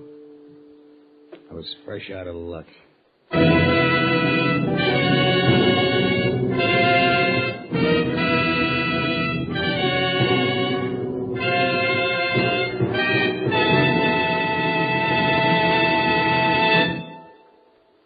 Escape is produced and directed by William N. Robeson. Tonight we have presented Port Royal by Gil Dowd, suggested by Lieutenant Harry Reesberg's book, I Dive for Treasure. Featured in the cast were Charles McGraw as Danny Quinn, John Daner as Fletcher Travis, and Bill Conrad as Captain Matson. Also heard were Dee Tatum, Paul Frees, and Ted DeCorsia. Special music was arranged and conducted by Del Castillo. Next week... You are imprisoned in a lonely lighthouse off the steaming jungle coastline of French Guiana. Your comrades, a maniac and a coward. Your captors, an army of gigantic, hunger-maddened rats.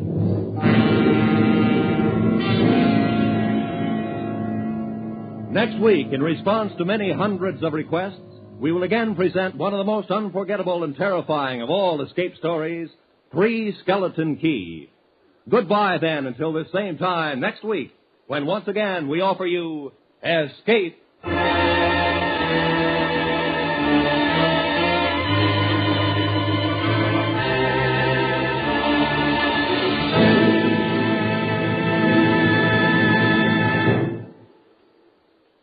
Through field workers stationed with our troops in this country and across the world, the American Red Cross helps the lonely soldier, the Marine anxious about his sick wife at home, the sailor with a dying mother 3,000 miles away. Last year, more than 750,000 men in service were helped in family, welfare, and recreational problems by American Red Cross workers. Give to the Red Cross workers. Give to the Red Cross generously this month.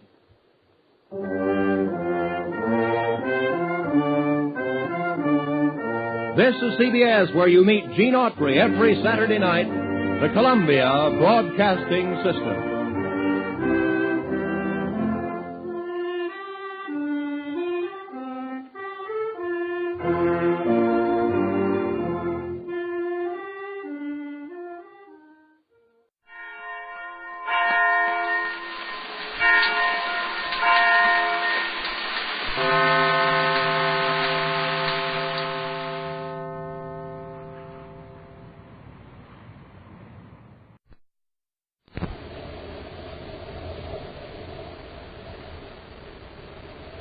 The American Broadcasting Company Radio Network presents Space Patrol. high adventure in the wild, vast reaches of space, missions of daring in the name of interplanetary justice. Travel into the future with Buzz Corey, Commander-in-Chief of the Space Patrol. In today's transcribed Space Patrol adventure, Buzz and Happy have entered a laboratory on the planet Mars to capture a criminal. With ray guns drawn, they advance toward their foe, who suddenly darts behind the high-frequency generator. He's trying to get out the door, Commander. After him, Happy, before he gets away. Yes, sir. I can't move. You're in a high voltage field. Throw down your gun. I can't.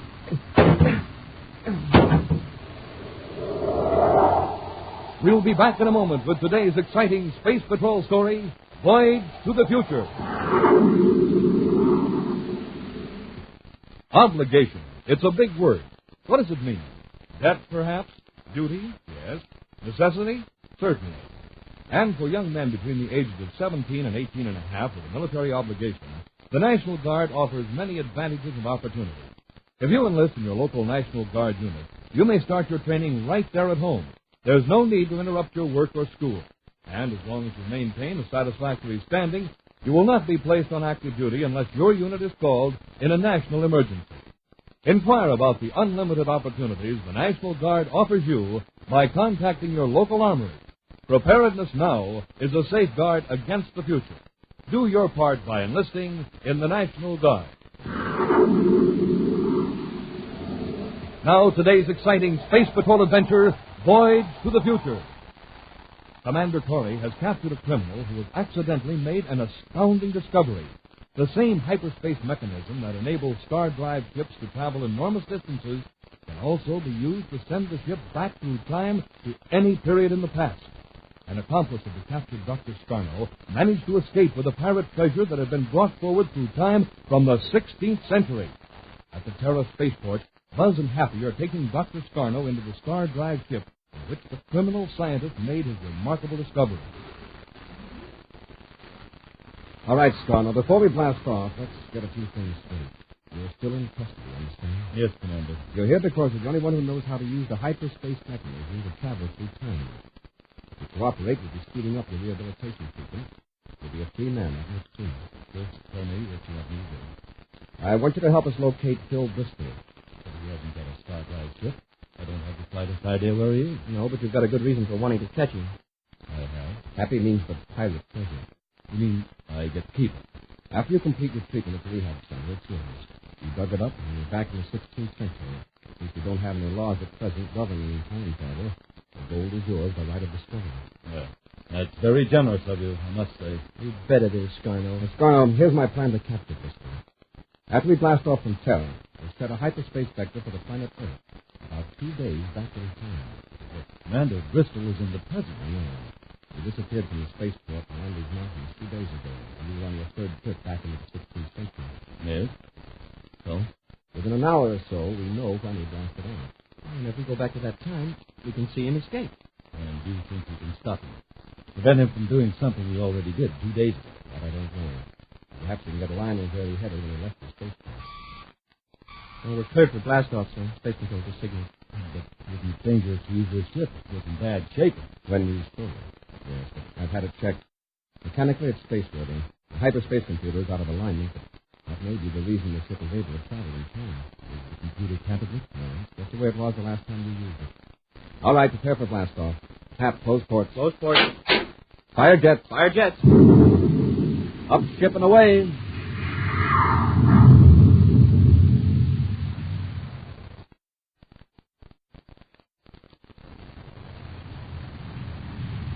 We're up to star drive velocity, Commander. All right, Hap. Scarno, had you set the hyperspace vector? Yes. We should emerge near Earth with a time coordinate of minus 51 hours. Good. You can see Earth as it was at 1400 hours 2 days ago. I'm cutting in the star drive.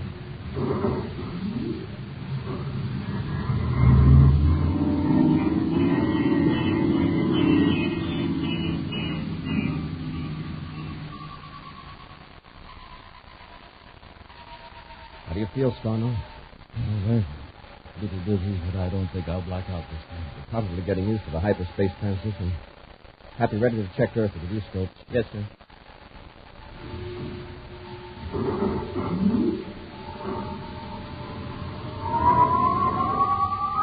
Hey, we're going back into regular space already. Scarno, your job is finished for the time being. Just sit back and relax. There's the Earth. Not a focus of view scope from South America. You'll vector in a few thousand DUs nearer the planet. Well, what if we check Bristol's spaceport and he isn't there? You mean we miscalculated the time. Let's go back an hour or so. Take a minute. There's a ship in the starboard viewport, outward bound from Earth. Quick, Cap. Get it tight and fast. Yes, sir. It's a private cruiser. Class C. Just try to ship it that description. Zandy's port. Is that right, Scarno? Yes. Increase sensitivity and get the registry number, huh? Bristol ship was EPC 504S. Maybe he changed it. I definitely had time. I can just make it out, sir. It's EPC 504S. Oh, it's Bristol ship, all right. Hey, if we change vector, we can be on him in a few minutes. Bristol try contacting him by spacephone. Mandatory aboard Star Drive cruiser JS-14. Polling Phil Bristol aboard private cruiser EPC 504S. Mandatory to Bristol. No response. Not changing speed or vector. He must hear you. Hey, maybe a warning shot of the spaceport. Oh, I forgot. The ship isn't armed. I wouldn't use it anyway. I don't think it would have any effect. Why not? For him, we may not exist in this part of space. The ship is now a time machine. You can see out and look at the past. But Bristol being in the past can't see us. There's one thing we can do. And that's follow Bristol's ship. We're gaining on him, sir. I guess you were right about him not being able to see us. Yes, he'd be changing vector or something like that. Seems to be on a Mars trajectory. We'll follow him and make sure.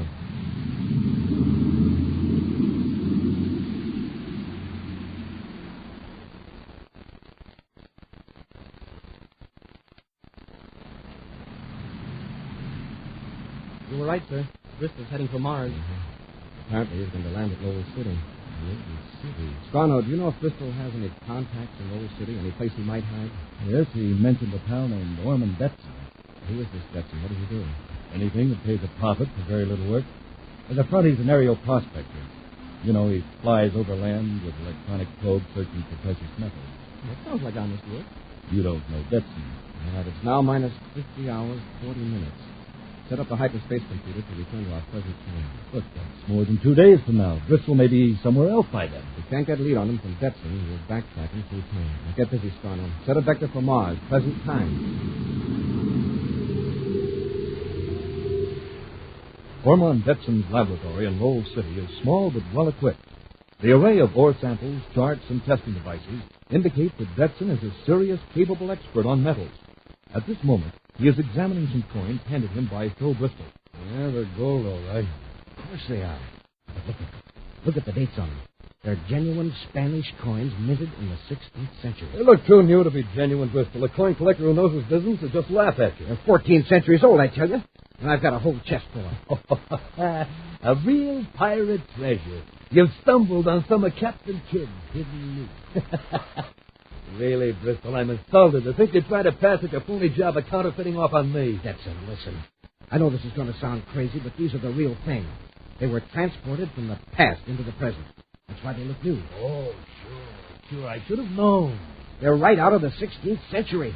If I'm lying, I hope a bolt of lightning strikes me dead. Oh, you sure jumped. What was it? Nothing to be alarmed about, Bristol. If you don't get close to that machine over there. I'm charging up some fake tellurium. Oh, what's the idea? I plant the stuff on some land a friend of mine owns. We sell the valuable property to a sucker. And we split the profits. Oh, great. But is it dangerous, the machine, I mean? You're near the machine during a charge and you're holding a piece of metal, you get knocked across the room, that's all. In another hour, I'll have some fake tellurium and we'll test out like a real thing. It's more than I can say for your Spanish coin. You've got to believe me. I've been waiting here in Lowell City for 2 days when you got back from Venus. These aren't fakes. Dr. Scarno accidentally discovered a way to travel into the past. Dr. Scarno? Yes, he stole a Star Drive ship. The hyperspace computer was out of adjustment. And he ended up in the year 1591. He figured out how to control it. Now he can use the ship to travel in time as well as through space. Where is Scarno now? Unless he's still back in the 16th century, he's probably looking for me. What? That's why I need your help. Scarno left the treasure chest with me while he made another trip into the past. And you double-crossed him? You idiot! For one little chest full of gold, you ruin a chance to make millions. Talk about killing the goose that laid the golden egg. But listen, I didn't want to get mixed up with Scarno. The Space Patrol will be after him for what he did to Commander Corey and the Cadet. Yeah, what did he do to them? He's going to drop him off in the 16th century. Drop them off? Oh, what a marvelous idea. I sure got to hand it to Doc Scarno. With Corey back in the 16th century, Scarno won't have to worry about him being here in the 30th. But Scarno's still on the spot. Corey's got friends. Sure. So has Scarno. The next room, listen. Come on, get moving.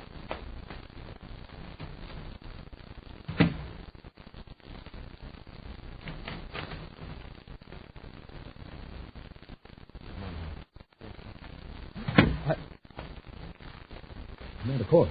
What a surprise. It's just that I wasn't expecting a visit from the top brass. I mean, it isn't every day I get a visit from the Commander-in-Chief of the Space Patrol, sir. Are you Ormond Detson? Yes, sir. What can I do for you? I'm looking for Phil Driscoll. Phil Driscoll? I don't know anything by that name. We have it on good authority that you and Driscoll are partners. That's really funny, Commander. Who told you that? A crook who calls himself Dr. Scarno. Scarno? Oh, I thought he... Hey, Commander, look. Look at this. Here on the desk. What is it, man? Gold coins. Spanish coins. Dated in the 1500s. Just some imitations. For an exhibit a friend of mine is arranging. Let me see them. You see, this friend of mine has a hobby, duplicating coins of the past. You can tell by their new appearance that they're not meant to be the real article. They're just artistic copy. These are the real thing, Dexter. What? Whether you believe it or not, it doesn't matter, but it proved that Driscoll was here. Where is it? And he was telling the truth after all. Scarno did go back into the past. That's right. Yeah, and he tried to Shanghai us back to the 16th century. At present, he's safely locked up in the compartment of the star drive ship at the spaceport. Tell us where Bristol is, or you'll be joining Scarno. Now, don't try to get away, Destin. We'll use our ray guns. You won't find Bristol if I'm unconscious. After him, happy before he gets away. Yes, sir. I can't move. You're in a high voltage. Throw down your gun. I can't.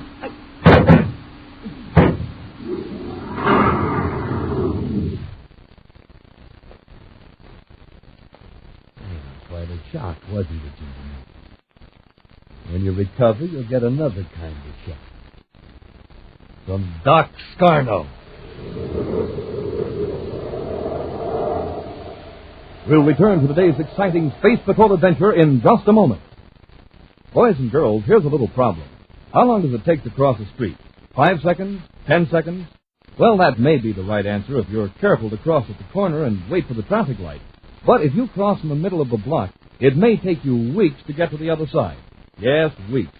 Weeks spent in the hospital or in bed at home with broken bones and bruises that come from being in an automobile accident. Don't forget, the motorist doesn't expect to find anyone in the middle of the block.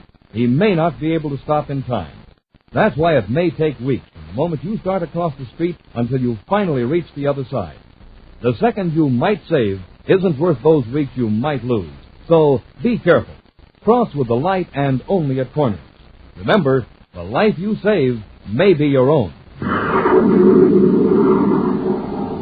Now back to today's exciting Space Patrol adventure, Voyage to the Future. Buzz and Happy trailed the fugitive Phil Bristol to a laboratory in Lowell City on the planet Mars.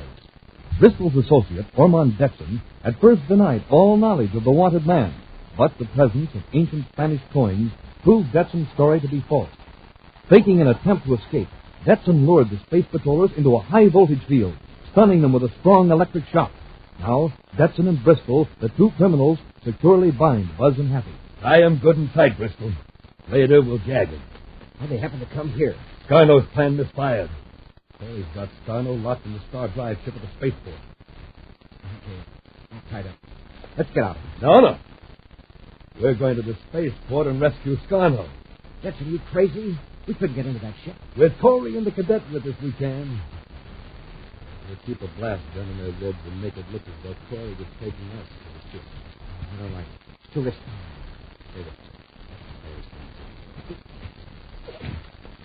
All right, relax. Corey, you're tied up. Better turn us loose. Happy and I aren't back at the spaceport very soon. You'll be having company. Don't worry. Back off, Corey. You're taking us to Scarno. If you try to tip off your men, we'll use a blaster on the first hero who tries to stop us. Knowing that any attempt to escape or spread an alarm would be fatal to themselves and to others, Buzz and Happy permit themselves to be taken to the Lowell City spaceport by Detson and Bristol. Unchallenged, the two criminals, apparently escorted by the space patrollers, board the Star Drive ship and release Dr. Scarno. Scarno immediately takes charge and forces Buzz to blast off. All right, Corey. Get away from the controls. Move. Okay, Scarno. Detson, you take over. Sure, Doc. Keep watching the view scope. If you sight any space patrol ships, we'll go on the Star Drive. Look, why don't we go back into the past to pick up some more treasure? We'll be safe there. It isn't as simple as that. You have to know exactly where the treasure is. Yeah, and besides, you can't do anything while you're in the past that would change the real future. Hey, I've got it. We can't change the past, but we might change the future. The future hasn't happened yet. What are you getting at, Doc? We knew what was going to happen tomorrow, or next week we could clean up on investments, government projects. Yeah, even sports events. Can you travel into the future? There's just one way to find out. Set the computer to a future time and try it. Doctor, that's taking an awful risk. We'll land this ship on Mercury, in a nice safe place with another spaceship handy in case we have to leave in a hurry. You, Bristol, will take this ship into the future. But I don't know anything about Star Drive or hyperspace vectors. The cadet does. He'll go with you. I'll give complete instructions on how to set a vector for the future and for your return. But, Doc, you can't trust the cadet. And I'm not so sure I can trust you. This is a chance for you to redeem yourself, Bristol. You can keep the cadet locked up. He'll be your insurance in case you can't work for hyperspace. Now, just a minute, Scarno. You got this, Corey. Doc, I got an idea. The Gantolis project on Venus. What about it? The government commission hasn't decided yet whether or not to okay the power project near Mount Gantolis. Go on. If we go ahead with it, we'll open the whole valley to industry, mining, and farming. Everything. Yes, there's another site under consideration. Look, if we could look a month or two into the future, we know the information be worth millions. That's brilliant. We'd clean up legitimately, too. Whichever way the commission votes, we'd be in on the ground floor.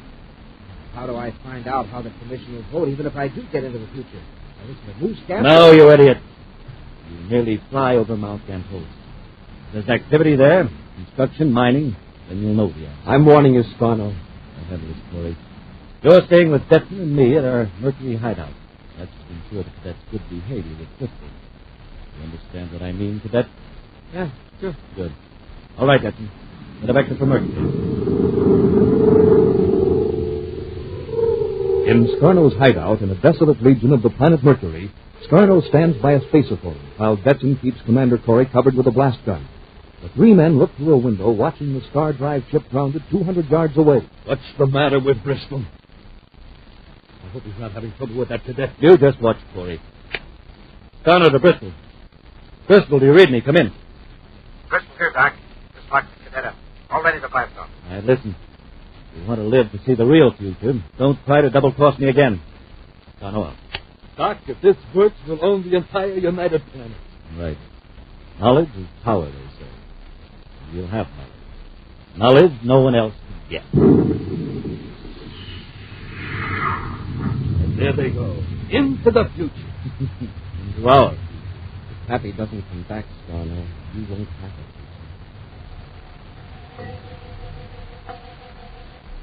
Locked in the compartment, Happy feels the acceleration of blast-off. Then, later, the eerie hum of the hyperspace mechanism as the ship goes into Star Drive. Once more, the ship emerges into regular rocket drive. Still, Happy has no way of knowing where he is, either in space or in time.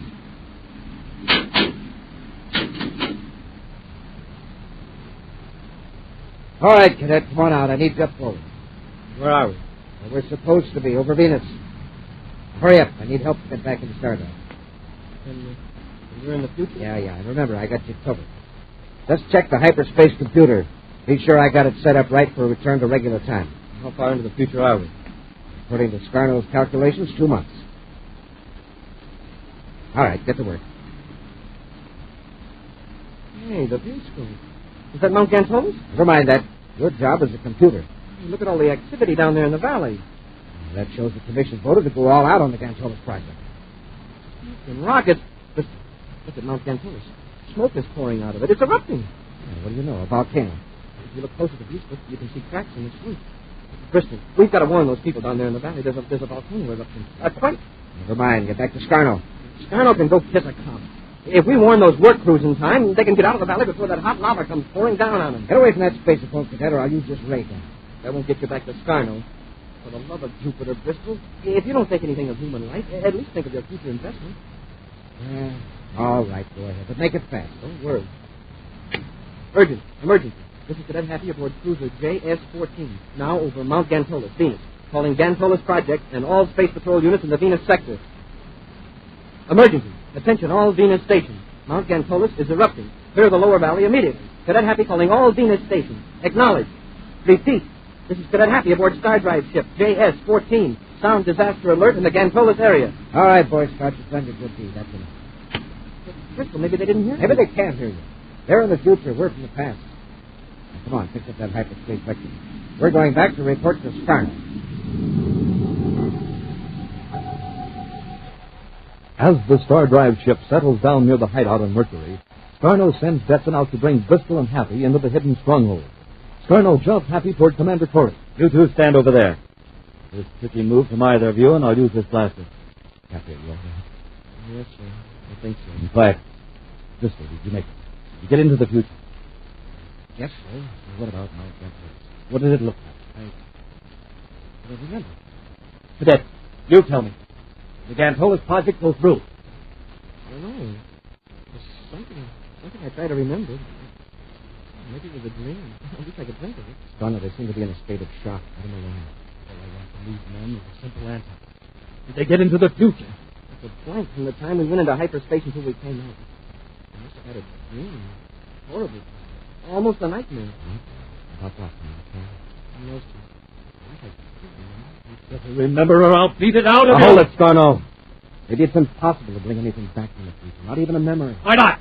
Bristol and Happy are back in the present. Memories return to the same condition they were in before. Scarno, give me that gun. I'll beat some memories out of Bristol.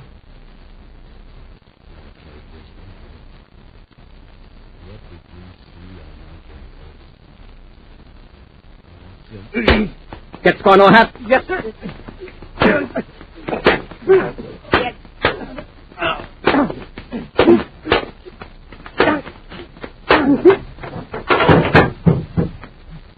All right, Dixon, had enough? Yeah. Bristol's out cold, sir. Well, I think the rest of the set is fighting among themselves. What's the matter? Where's Scarno? He ducked out while we were busy with his time. I see him now. He's nearly through the ship. Hey, I'll go after him. No, Hap, you'd never make it. I'll warn the mental unit to watch for him. Keep an eye on Bristol and Betsy. Yes, sir. I wish I could remember what happened aboard that ship. I remember the vague recollection of a terrible fear. There goes Scarno. Commander Corey and Sector G4 Mercury calling Mercury City Space Patrol Headquarters.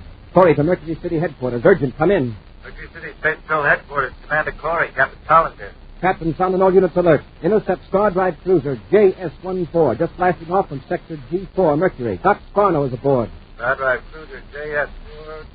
Yes, sir. Get into action fast. Scarno may go into hyperspace as soon as he reaches Star Drive velocity. Very good, sir. Do you need any help where you are? No, thanks. There's a ship here. Happy and I'll bring in two of Scarno's men. And the Happy's there with you. Yes, why? We intercepted a strange message on a hyperspace receiver. Boy, claiming to be Cadet Happy sent out a disaster. Huh?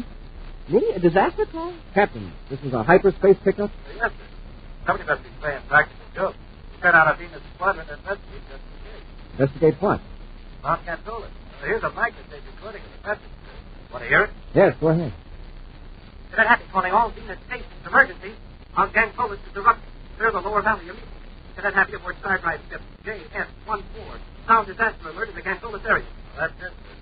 Venus headquarters sent patrols to Gantolis. There's nobody in danger. The valley is deserted. There's no sign of an eruption. No, Captain. There isn't now, but there will be in 2 months.